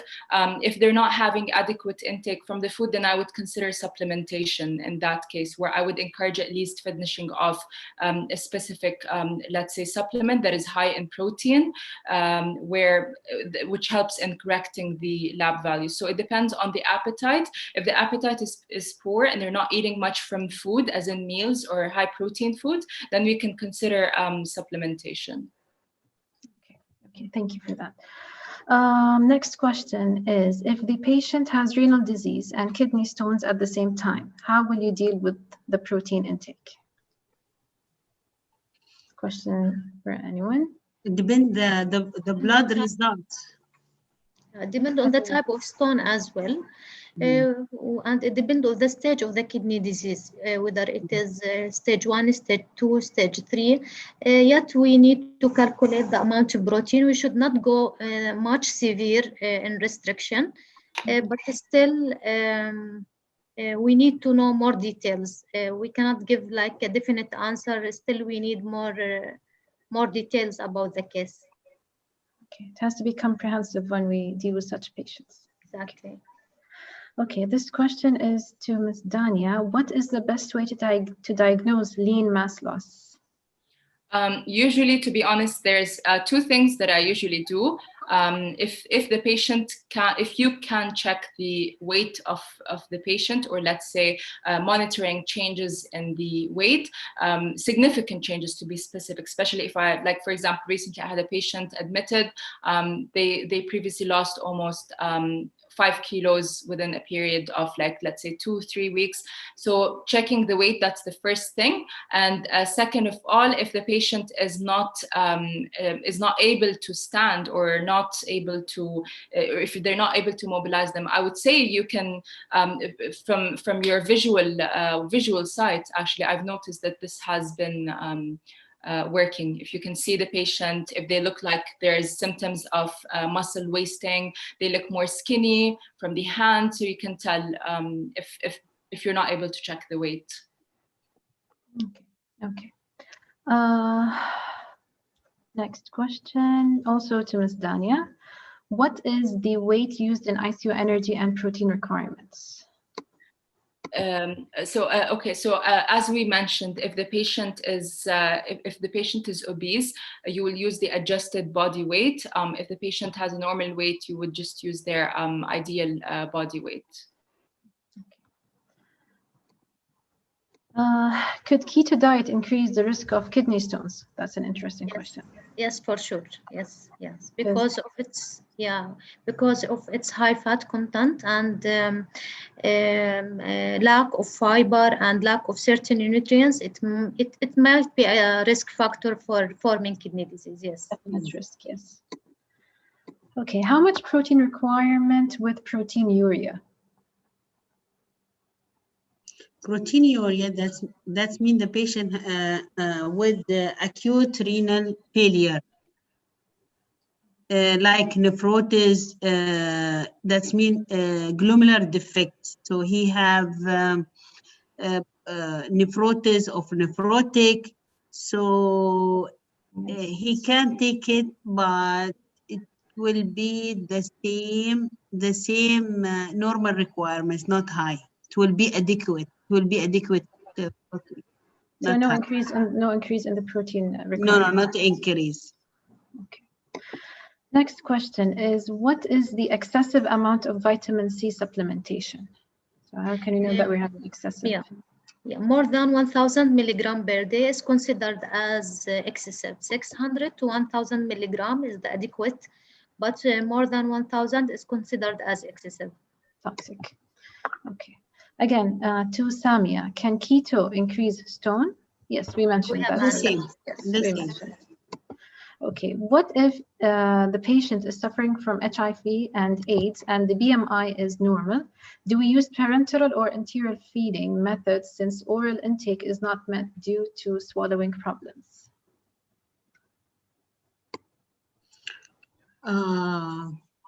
You mean the protein? How much we have to? It's about parenteral or enteral feeding. If the patient suffers from HIV, The treated physician, he will decide if the patient we will put it parenteral or the tube feeding, or he can take it by orally to encourage him by supplement with the meal. Depends, because they mentioned that if the patient is suffering from swallowing problems, that means he won't be able to take it orally. Yeah. Then again, the physician decides to use parenteral or enteral. Okay. During pregnancy, calcium needs increase. Then to stop calcium supplementation or through diet to control kidney stones. Okay. So during pregnancy, when calcium needs are increased, is it taking supplementations or through the diet to control kidney stones? It depends on the lab results of the pregnant lady. If she is her calcium and vitamin D concentration, I mean in the blood, it is normal, then she can get her adequate calcium through the diet. That is one part. If it is non-adequate, then calcium supplementation, but with hydration and under supervision and more investigation and follow-up. Monitoring, good monitoring has to be there. Thorough follow-ups for such patients. Yes. When we use the standard body weight, is better adjusted body weight or standard body weight? When do we use it? Adjust body weight is the current weight. Once you will stand on the scale weight, that means it is actual body weight. Adjust body weight, we use it to calculate the requirement for the obese patient. An ideal body weight, we calculate it to use for the normal weight. Calculation of the normal weight. To Ms. Dania, I would like to ask how challenging for a clinical dietitian to balance the protein requirement of the patient without increasing the risk of kidney damage. It depends on the patient. It depends if the patient doesn't have any kidney problems. In that case, it is, let's say, I would say it's challenging from the sense if the patient has poor appetite and they're not able to get enough food. So you need to make sure they're having, let's say, the right amount of protein. However, if the patient has a kidney, let's say, kidney problems, and if they need restrictions, there would not be any kidney damage if you stick to the guidelines of the recommended amount of protein. Okay. Next question. I'm not sure if we went through this one from Ms. Dania. What are the recommendations for protein intake for patients with amino acid disorders and chronic liver diseases like cirrhosis? Answered already. Okay. Yeah, we mentioned that as well. It will be high. It will be high. To Afra, what is quick calculations for calculating for the actual weight of patients? Like how we have calculations for ideal weight, how is it done? So this is what I said. The actual body weight, it is the current weight. Whatever it is shown in your weight scales, this is the actual body weight. The actual body weight. Okay. If we rely on weight to measure adequate protein intake, may you specify specific BMI corresponding to optimal body protein content? Again, please. Again, if we rely on weight to measure adequate protein intake, may you specify a specific BMI corresponding to optimal body protein content? Yes, yes. Depends exactly on the BMI and then how much the protein intake. Or the goal, if they're actually, it is the same question, but by another way. Yes, yes. It is the same question. Okay. Okay. Next is treatment options for COVID-19 patients with kidney injury. Any specifications? You mean nutritional management or? Yes, yes. Yeah, actually, it is very important to include foods which boost the immunity, like vitamin C, antioxidants, probiotics. We are talking about a healthy person. We are not talking about a sick person, because recommendation will be varied. But a normal healthy patients diagnosed with COVID, yes, antioxidants-rich food sources based on vegetables, fruit. Antioxidants comes from nuts, vitamin C from dietary sources, zinc, selenium. That's it. This is the normal. This is specified for kidney patients. For kidney patient, depend on the kidney disorder, whether it is chronic kidney disease or kidney stone, what kind of kidney problem that the patient is having. Renal failure or depend, we need also more information. Yeah, depend on the kidney problem that the so it's customized based on the patient's health and lab results mainly. Yeah, that's yes. Diagnosis is very important more than the lab results. We need to know what is the exact diagnosis because kidney disorders are many. Okay. What's the effect of kidney diseases on blood fats? What are the effects of kidney diseases on blood fats? Upon the references, we have to be restricted because the patient more the body it's more progressed for the atherosclerosis for the child patient or cardiovascular in the future.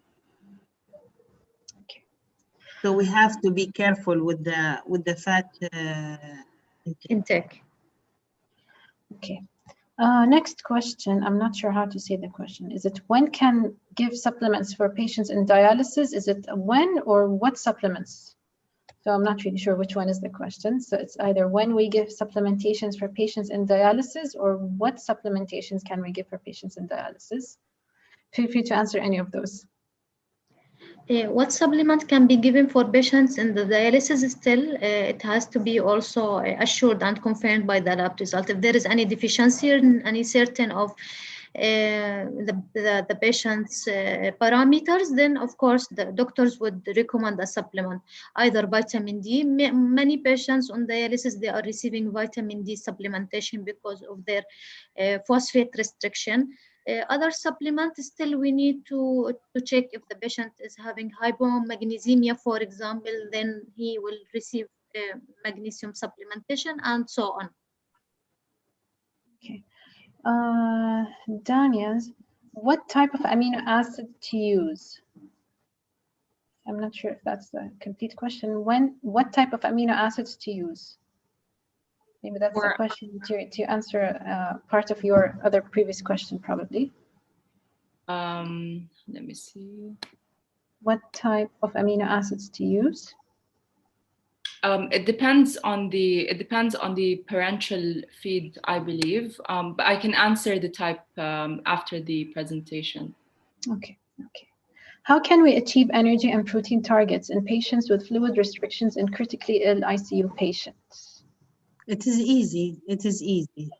There is a clear guideline regarding to calculate the protein and as also the fluid. It is clear in the guidelines. According to the guidelines, yes. Okay. Patient with kidney stone history can take vitamin D calcium supplements. Are they allowed to take such supplementations, the vitamin D calcium supplement? If it is needed, yes, they can take it under supervision of the physician. And as I have mentioned with all of the question that it has passed, clear monitoring to the lab results. And yeah, he can take, why not, if it is needed. But like haphazardly, if the patient from himself, he wanted to have it, no, of course. Should be taken under medical supervision. Okay. Can we consider the keto diet a good diet for people with renal disease? We mentioned that already. Yes. Okay. Should we use ideal body weight or actual body weight in calculating protein requirements? The same. Mentioned that, yes, okay. Cancer patients with CKD creatinine 3.5, how much protein should be advised if patient in ICU and other renal function impaired? It is 0.6 for renal impaired, 0.6 to 0.8 for renal impaired. Okay. But with cancer? For the cancer, it should be high, but we have to be monitoring monitor the blood result. If the patient can tolerate more or not, because it is a reflect on creatine and urea. Okay. As you said earlier, albumin test, etc., it's not an indicator of cachexia, and ultrasound is expensive and it's not practical.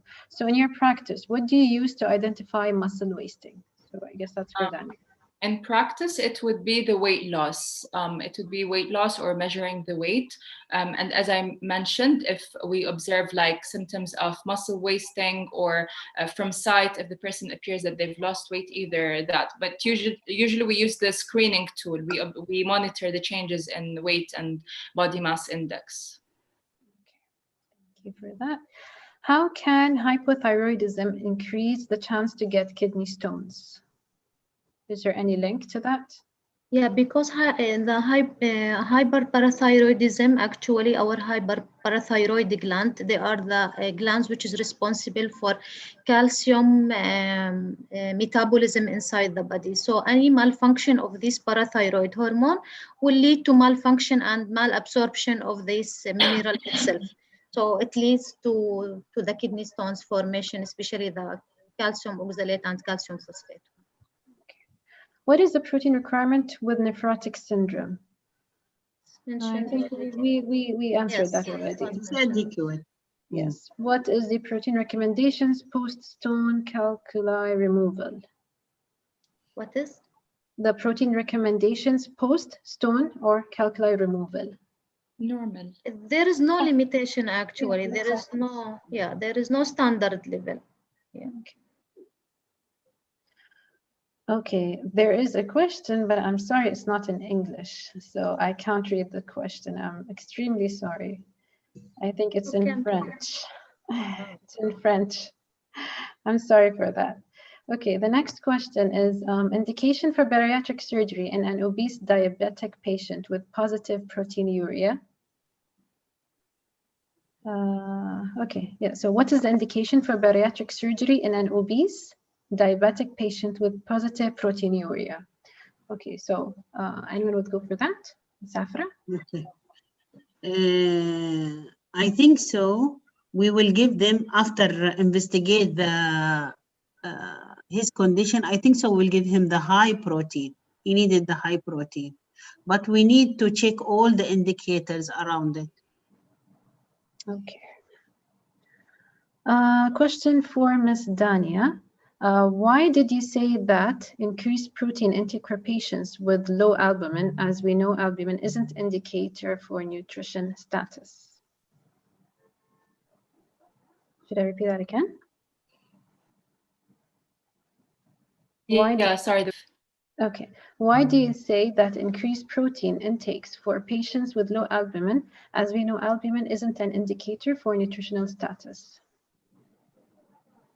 Okay, so it depends. I mean, in general, especially in my field of practice, we notice that post-surgery, patients tend to have, I mean, it depends on the patient. Some of them tend to have good albumin so that the diet is normal. But if we notice that the albumin tends to go down, and this is very significant usually post-surgery, so the regular nutrition intervention would be just to consider, let's say, supplementation, or consider adding, let's say, a smoothie, something that is high in protein, just to make sure that they're having adequate energy intake, just good nutrition status, not specifically to albumin. Okay. How much protein is required for pregnant in general, I guess? I think it's the recommendations for the normal recommendations for pregnancy. There is no increase for there is protein. No increase, it's only yes. for the energy, yes. Okay. What will happen if high creatinine of diabetes patient? What will happen if we have to adjust the protein for him? So we will restrict protein. Okay. Next question is, what type of nutrition assessment tool have you been using for dialysis patients in your facility? SGA, MIS, or GLIM, and why? What is your opinion on BIA role in HD patients? Samia, she will. We are using the MUST tools, the Malnutrition Universal Screening Tool, actually, in our hospital. We are using only this tool, the MUST tool, the Malnutrition Universal Screening Tool. This is the one that we are using with almost all of our critical illness patients. Okay. I think we should be going a bit faster. We're running out of time. What is the protein recommendations for AKI on top of CKD, not on dialysis, and that's specifically for critically ill patients? Also, we will restrict with the protein, 0.6 to 0.8, as I said. Okay. What protein requirements for kidney transplanted patients? Again, depending on the guidelines, like you mentioned. Okay. Okay. Go ahead, Safra. So it is the same. Before 4 weeks, it will be high calories, high protein. After 6 weeks, it will be normal protein with high calories is to meet the requirement, but the protein it will back to the normal after 6. Okay. If the patient has normal weight, we can take it to calculate and protein intake. Again, if patient has normal weight, we can take it to calculate protein intake, and standard body weight is even better than adjusted body weight. I'm not sure if that's a question or it's she's stating just a fact. If anyone would like to comment on that. No comment. Okay. Does long time intake of vitamin C cause kidney stones, like 3 months to 6 months, for example? Yeah, we have answered this question. Excessive intake, more than 1,000 milligram per day with no good hydration, it may lead. It's a risk factor actually of kidney stones formation, yes. Okay. What is the difference between nephrotic and nephritic syndrome in brief? Sorry. The difference between nephrotic and nephritic syndrome. A short difference, just in brief. Okay, just a moment. The difference in nephrotic. Why I have to again present my lecture? Just give a short, brief differentiation, since we've already mentioned that in the lecture. Yeah. Wait. Already it is mentioned in the wait, just a moment, because there is no difference too much. Okay, wait.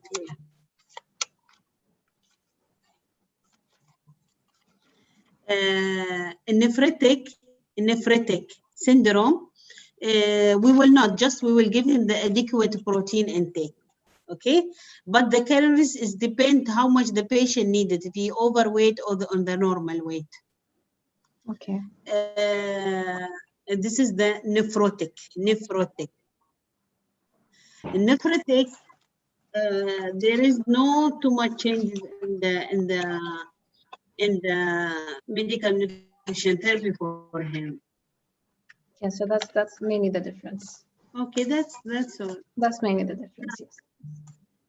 Okay. Not that much specific for nephrotic and nephritic. Okay. Is there a role in alpha blocker in treatment of renal stones, and what is the recommendation dose?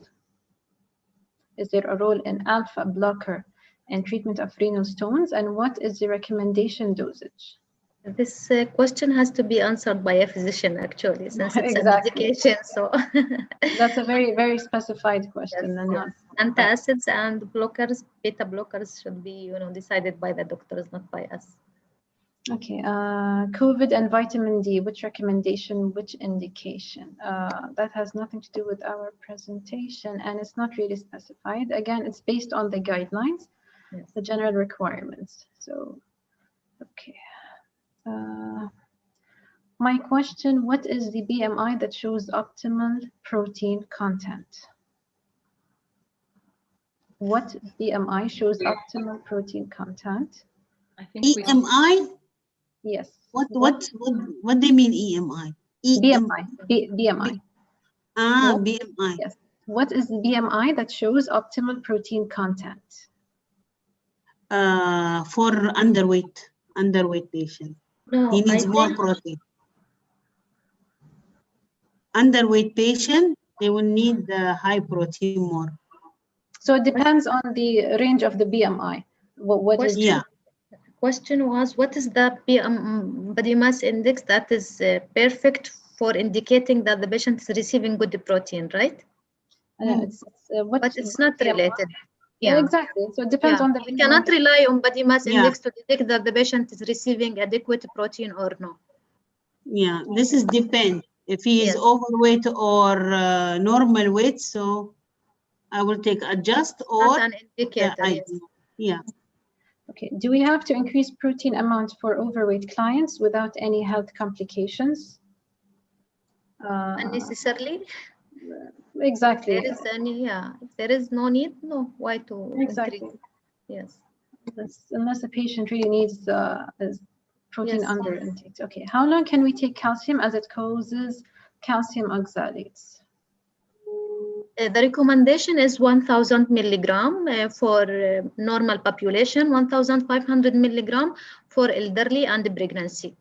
And again, depends if according to Parameters the are normal. Yes. Yes. Okay. Yes. Is probiotic supplementation good for the health, for the kidney especially? Yeah, we can enhance the flora in GIT. We can use it.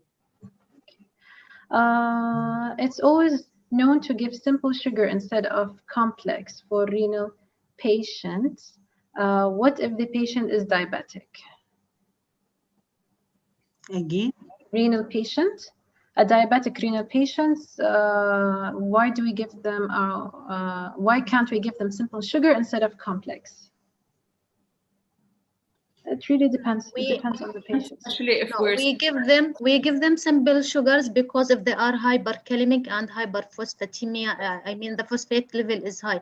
Since all kind of complex carbohydrate, they are rich in potassium and phosphate. If the patient is having normal parameters of both, no, he can go for complex carbohydrate. There is no issue. Which renal diseases and which protein should be restricted? Any restrictions for protein? And for what? For what? Renal diseases. No. We are following the guideline and depend the condition. It's different. That's all. Okay. For Dania, I think so. It is enough because all the question it is repeated. So just skim through whatever is left for the next 3 to 4 minutes, and then we will wrap up. Okay, regarding amino acid, essential amino acid is given. We mentioned that the amino acids by Dania. Can I use AC in drugs in renal dialysis patients if the patient is hypertensive? ACE inhibitor. Medicine we cannot answer. ACE inhibitor drugs in renal dialysis. Yeah, that's right. Drugs we cannot answer that. Okay. To Dania, in one of your slides, you mentioned given ICU patients TPN protein supplementary to their enteral feeding. This seems very logical to me. However, why do we not see this being applied in hospitals? Have you had personal experience with it, and how were the results?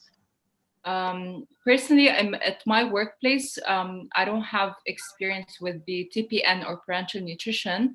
I'm not sure about Ms. Afra or Ms. Samia if they've had patients, if they can justify this, because I can't really answer this question based on my experience. Okay. Can we have the question once again, Nadia? It's gone now. Gone. I'm sorry.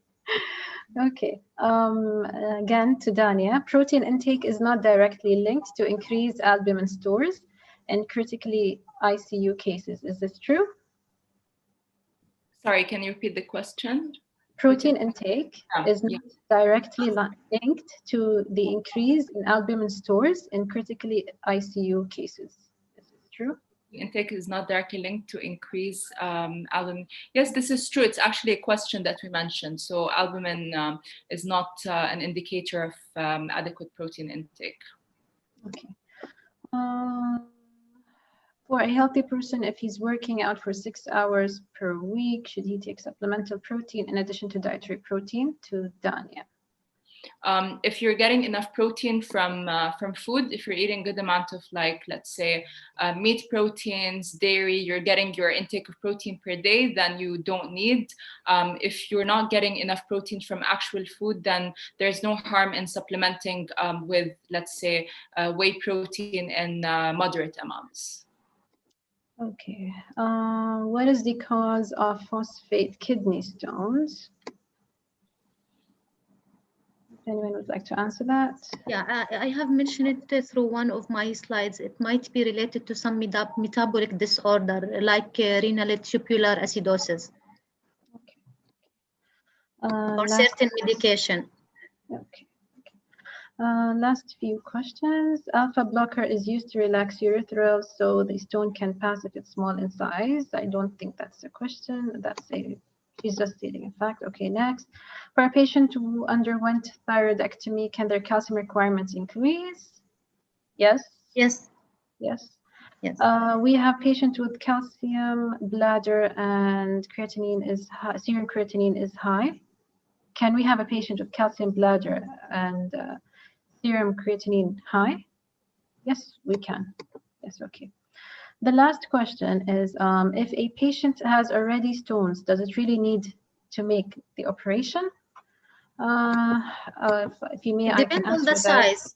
Yeah, it depends on the size of the stone, and doctor is better to take the decision. Yes. Some kind of stones, they need either surgical removal or lithotripsy. So that's, again, it's for the physician to make that decision. To decide, yes. Okay, well, we finally answered all of the questions. And before we wrap up, there is a small session by from Abbott by Jinan Sami. So if you can just bear with us for a few minutes, and then we'll be done. Again, Jinan Sami from Abbott, welcome, and thank you for bearing with us. It's been a long session. Thank you for informative presentations. Thank you. If I can just request access to share my screen.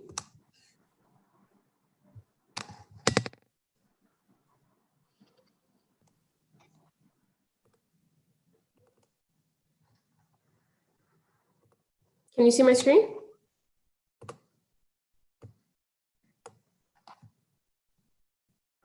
Yes. Perfect. So first of all, I'd like to thank all the speakers for their very informative presentations. I'd like to especially thank Ms. Afra and the entire Emirates Clinical Nutrition Society for inviting us and allowing us to participate and to sponsor today's webinar. My presentation will be very brief. I just want to add on to all the wonderful topics that have already been discussed today and kind of bring your attention to a more commercial side and what we have available in the market to meet the protein needs of your patients in the hospital. So today we're going to be talking about the latest addition in our Ensure portfolio, which is Ensure Plus Advance.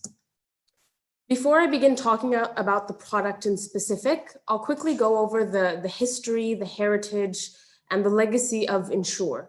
I'm sure many of you are familiar with Ensure when it was first launched as a can. It's still available today in the market. It was launched in 1973 in the US. And for the past 45 years, Abbott has really made sure that every single product in the Ensure portfolio and all the other products, of course, in our entire medical nutrition portfolio is backed up with a lot of studies and a lot of supporting clinical evidence. So we have studies to support malnourished patients, wound patients, oncology patients, hip fracture patients. So this really just kind of reinforces the importance of having a product that is scientifically proven. So as I mentioned, Ensure as a brand has been studied for more than 45 years with over 5,500 individuals participating in 30 plus clinical studies. These studies were done worldwide, and Ensure is actually sold in more than 85 countries around the world and is the #1 oral nutrition supplement brand. So with that being said, I want to introduce our newest product to the portfolio, which is Ensure Plus Advance. Maybe many of you are familiar with the current Ensure Plus that we have available in the market. This Ensure Plus Advance is similar to Ensure Plus in that it contains the same caloric content. So it's 1.5 kilocalories per ml. It's a complete balanced nutrition designed for the management of patients that are malnourished or risk of having malnourishment. But also because we've added additional protein, we've added calcium HMB, and we've increased the dosage of vitamin D. So it's also designed for patients who have low muscle mass, who we want to make sure are maintaining their lean body mass for strength and mobility purposes. So if we look into closer details, the actual specifications of the product, you can see, as I mentioned, it's a 1.5 kilocalorie product per ml. So that's around 750 calories per bottle. It comes in a 500 ml RTH ready to hang bottle that can be directly connected to the tube feeding set to have a closed hygienic system. The protein content is 40 grams of protein per bottle, which means in about 1 liter that your patient consumes through the day, he will be getting 80 grams of protein, which is considered a high protein supplement to support the patients that need an increased amount of protein because of their illness. As Dania mentioned, there are a lot of illnesses that are related to a decrease in the muscle mass for the patient, and therefore we would require to give the patient a little bit of extra protein. And of course, the natural process of aging. So there are elderly patients who their lean body mass starts to break down and they would require higher protein. Now, what's very interesting in Ensure Plus Advance is the addition of calcium HMB. And this is a patency that Abbott has purchased. So you will only find Abbott products that include calcium HMB in a clinical point of view. So calcium HMB is a metabolite of leucine. We'll talk about it more in the next slide. In 1 bottle of Ensure Plus Advance, we have 1.5 grams of calcium HMB. The recommended dose to have proper maintenance of muscle is around 3 grams. So by giving your patient 2 bottles or 1 liter of Ensure Plus Advance, you will be meeting the calcium HMB needs of the patient and having 3 grams of calcium HMB given. As I mentioned, the vitamin D has been increased to 500 international units. This is specifically designed to support bone and muscle health. And we've added as well fructooligosaccharides, which is FOS. This is a prebiotic that supports the GI health. So as I mentioned, HMB is a new component that we've added to Ensure Plus Advance. If you have used one of our other products called Abound, you're familiar already with the concept of HMB. But HMB actually was studied or used a lot by athletes and people who go to the gym because it helps prevent the breakdown of muscle mass. Recently, HMB has been studied in a clinical point of view for hospitalized patients, and they've seen that consuming food or getting HMB through food is very difficult because only 0.5% to 5% of HMB is converted from the dietary leucine that you take. So with that, in order to get the recommended dose of 3 grams of HMB per day, you would have to eat 110 eggs, 6,000 avocados, or 6,000 servings of asparagus, which is physically impossible for anybody. And that's where the role of nutritional supplements come in. By consuming or giving your patients nutritional supplements that have high protein along with calcium HMB, they're able to meet both these needs. So I'd like to quickly share a study that actually used Ensure Plus Advance in this study. We call it the Nourish trial. It was done in 2016, and it studied the readmission and mortality in malnourished older hospitalized adults. And they were giving them a high protein HMB supplement, which is Ensure Plus Advance. So what they did was they screened the patients that were 65 years and above, and they had acute myocardial infarction, COPD, pneumonia. From these patients, they took about 652 patients that were mild and had severe malnutrition and divided them into 2 categories. One category was the placebo group that received standard care, and the other category received the same standard care. However, they also gave them a high protein supplement that contains HMB. And in this case, they gave them specifically Ensure Plus Advance. And they were looking at different outcomes. One of them is the readmission and mortality rate 90 days post-discharge. And the secondary outcomes were nutritional outcomes and functional outcomes. So I'm going to share with you the results of this study. So as you can see here, 90 days post-discharge, the placebo group had a 50% increase in mortality rates as compared to the group that consumed a high protein HMB supplement, which is Ensure Plus Advance. So this is a very significant result that shows the benefit of reducing the mortality rate when consuming Ensure Plus Advance for these elderly patients. Also, they studied the nutritional status levels. As you can see, they've compared the placebo group and the group that consumed Ensure Plus Advance side by side. 90 days post-discharge, if you see on the right-hand side of the screen, you have the severely malnourished patients is significantly less for the group who consumed Ensure Plus Advance. And if you look at the well-nourished patients, or the SGA-A, that is increased to 45.5% as compared to the placebo group, which is only 30%. So we see that, yes, Ensure Plus Advance did improve the nutritional status of these elderly malnourished patients. So moving on to weight gain, you can also see, if you look at day 90 post-discharge, that the group that consumed Ensure Plus Advance gained about 1 kilo 3 months after being discharged, whereas the placebo group gained less than half a kilo. And this is very important. Keep in mind, for elderly patients, sometimes their food consumption is not adequate enough to gain weight. So the fact that they're gaining even 1 kilo is a great accomplishment.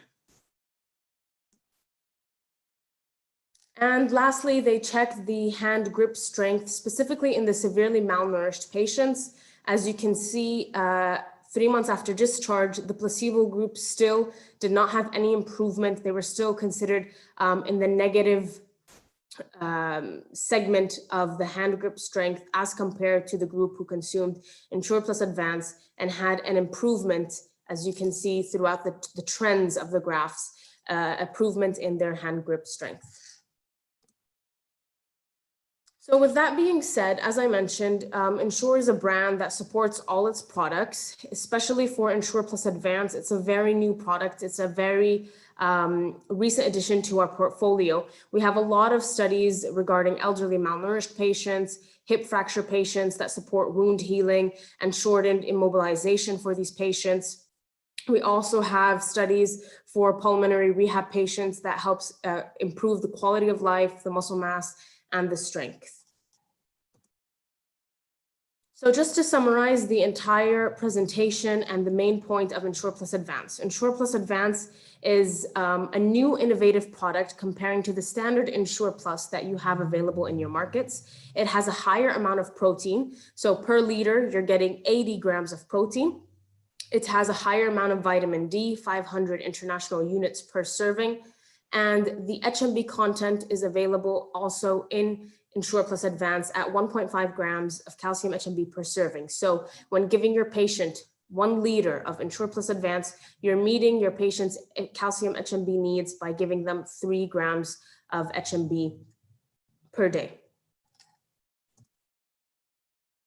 So currently we do have Ensure Plus Advance available in the UAE. It's available in DHA. I know that it's soon to be available, hopefully in MOH, and in the private hospitals, it's also available. In case you have further questions or you're interested in trying the product, you have a couple of patients in mind that would really benefit from this product, you can always get in touch with us or contact the medical representative that visits you and ask them for samples. We'll be more than happy to give them to you. And we'd love to hear your feedback as well if you've tried the product and the results of your patients that were on Ensure Plus Advance. If you have any questions, I'd love to answer them now during the webinar. If not, you can always email me or contact anybody in our team, and we would be more than happy to help. Thank you very much. Thank you, Ms. Jinan. I don't think so. We've got any questions. Okay. Okay, so I think it's time to wrap up. It has been a wonderful session, a wonderful webinar for tonight. On behalf of the Emirates Clinical Nutrition Society, I would like to thank you all for joining us tonight and bearing with us. I hope you've had a informative webinar. Feel free to send any questions after the webinar. CMEs will be shared shortly, 10 days from today. Just fill the evaluation form and answer the post quiz that will be sent to your registered email to obtain the credits. And again, the webinar will be available on demand on the APCCN website. And I would like to remind you to register for it if you haven't checked it out, which will be held in December. Stay tuned as well for our next webinar in December. Dates will be announced soon. And thank you again for attending. Hope you have a wonderful evening and good night.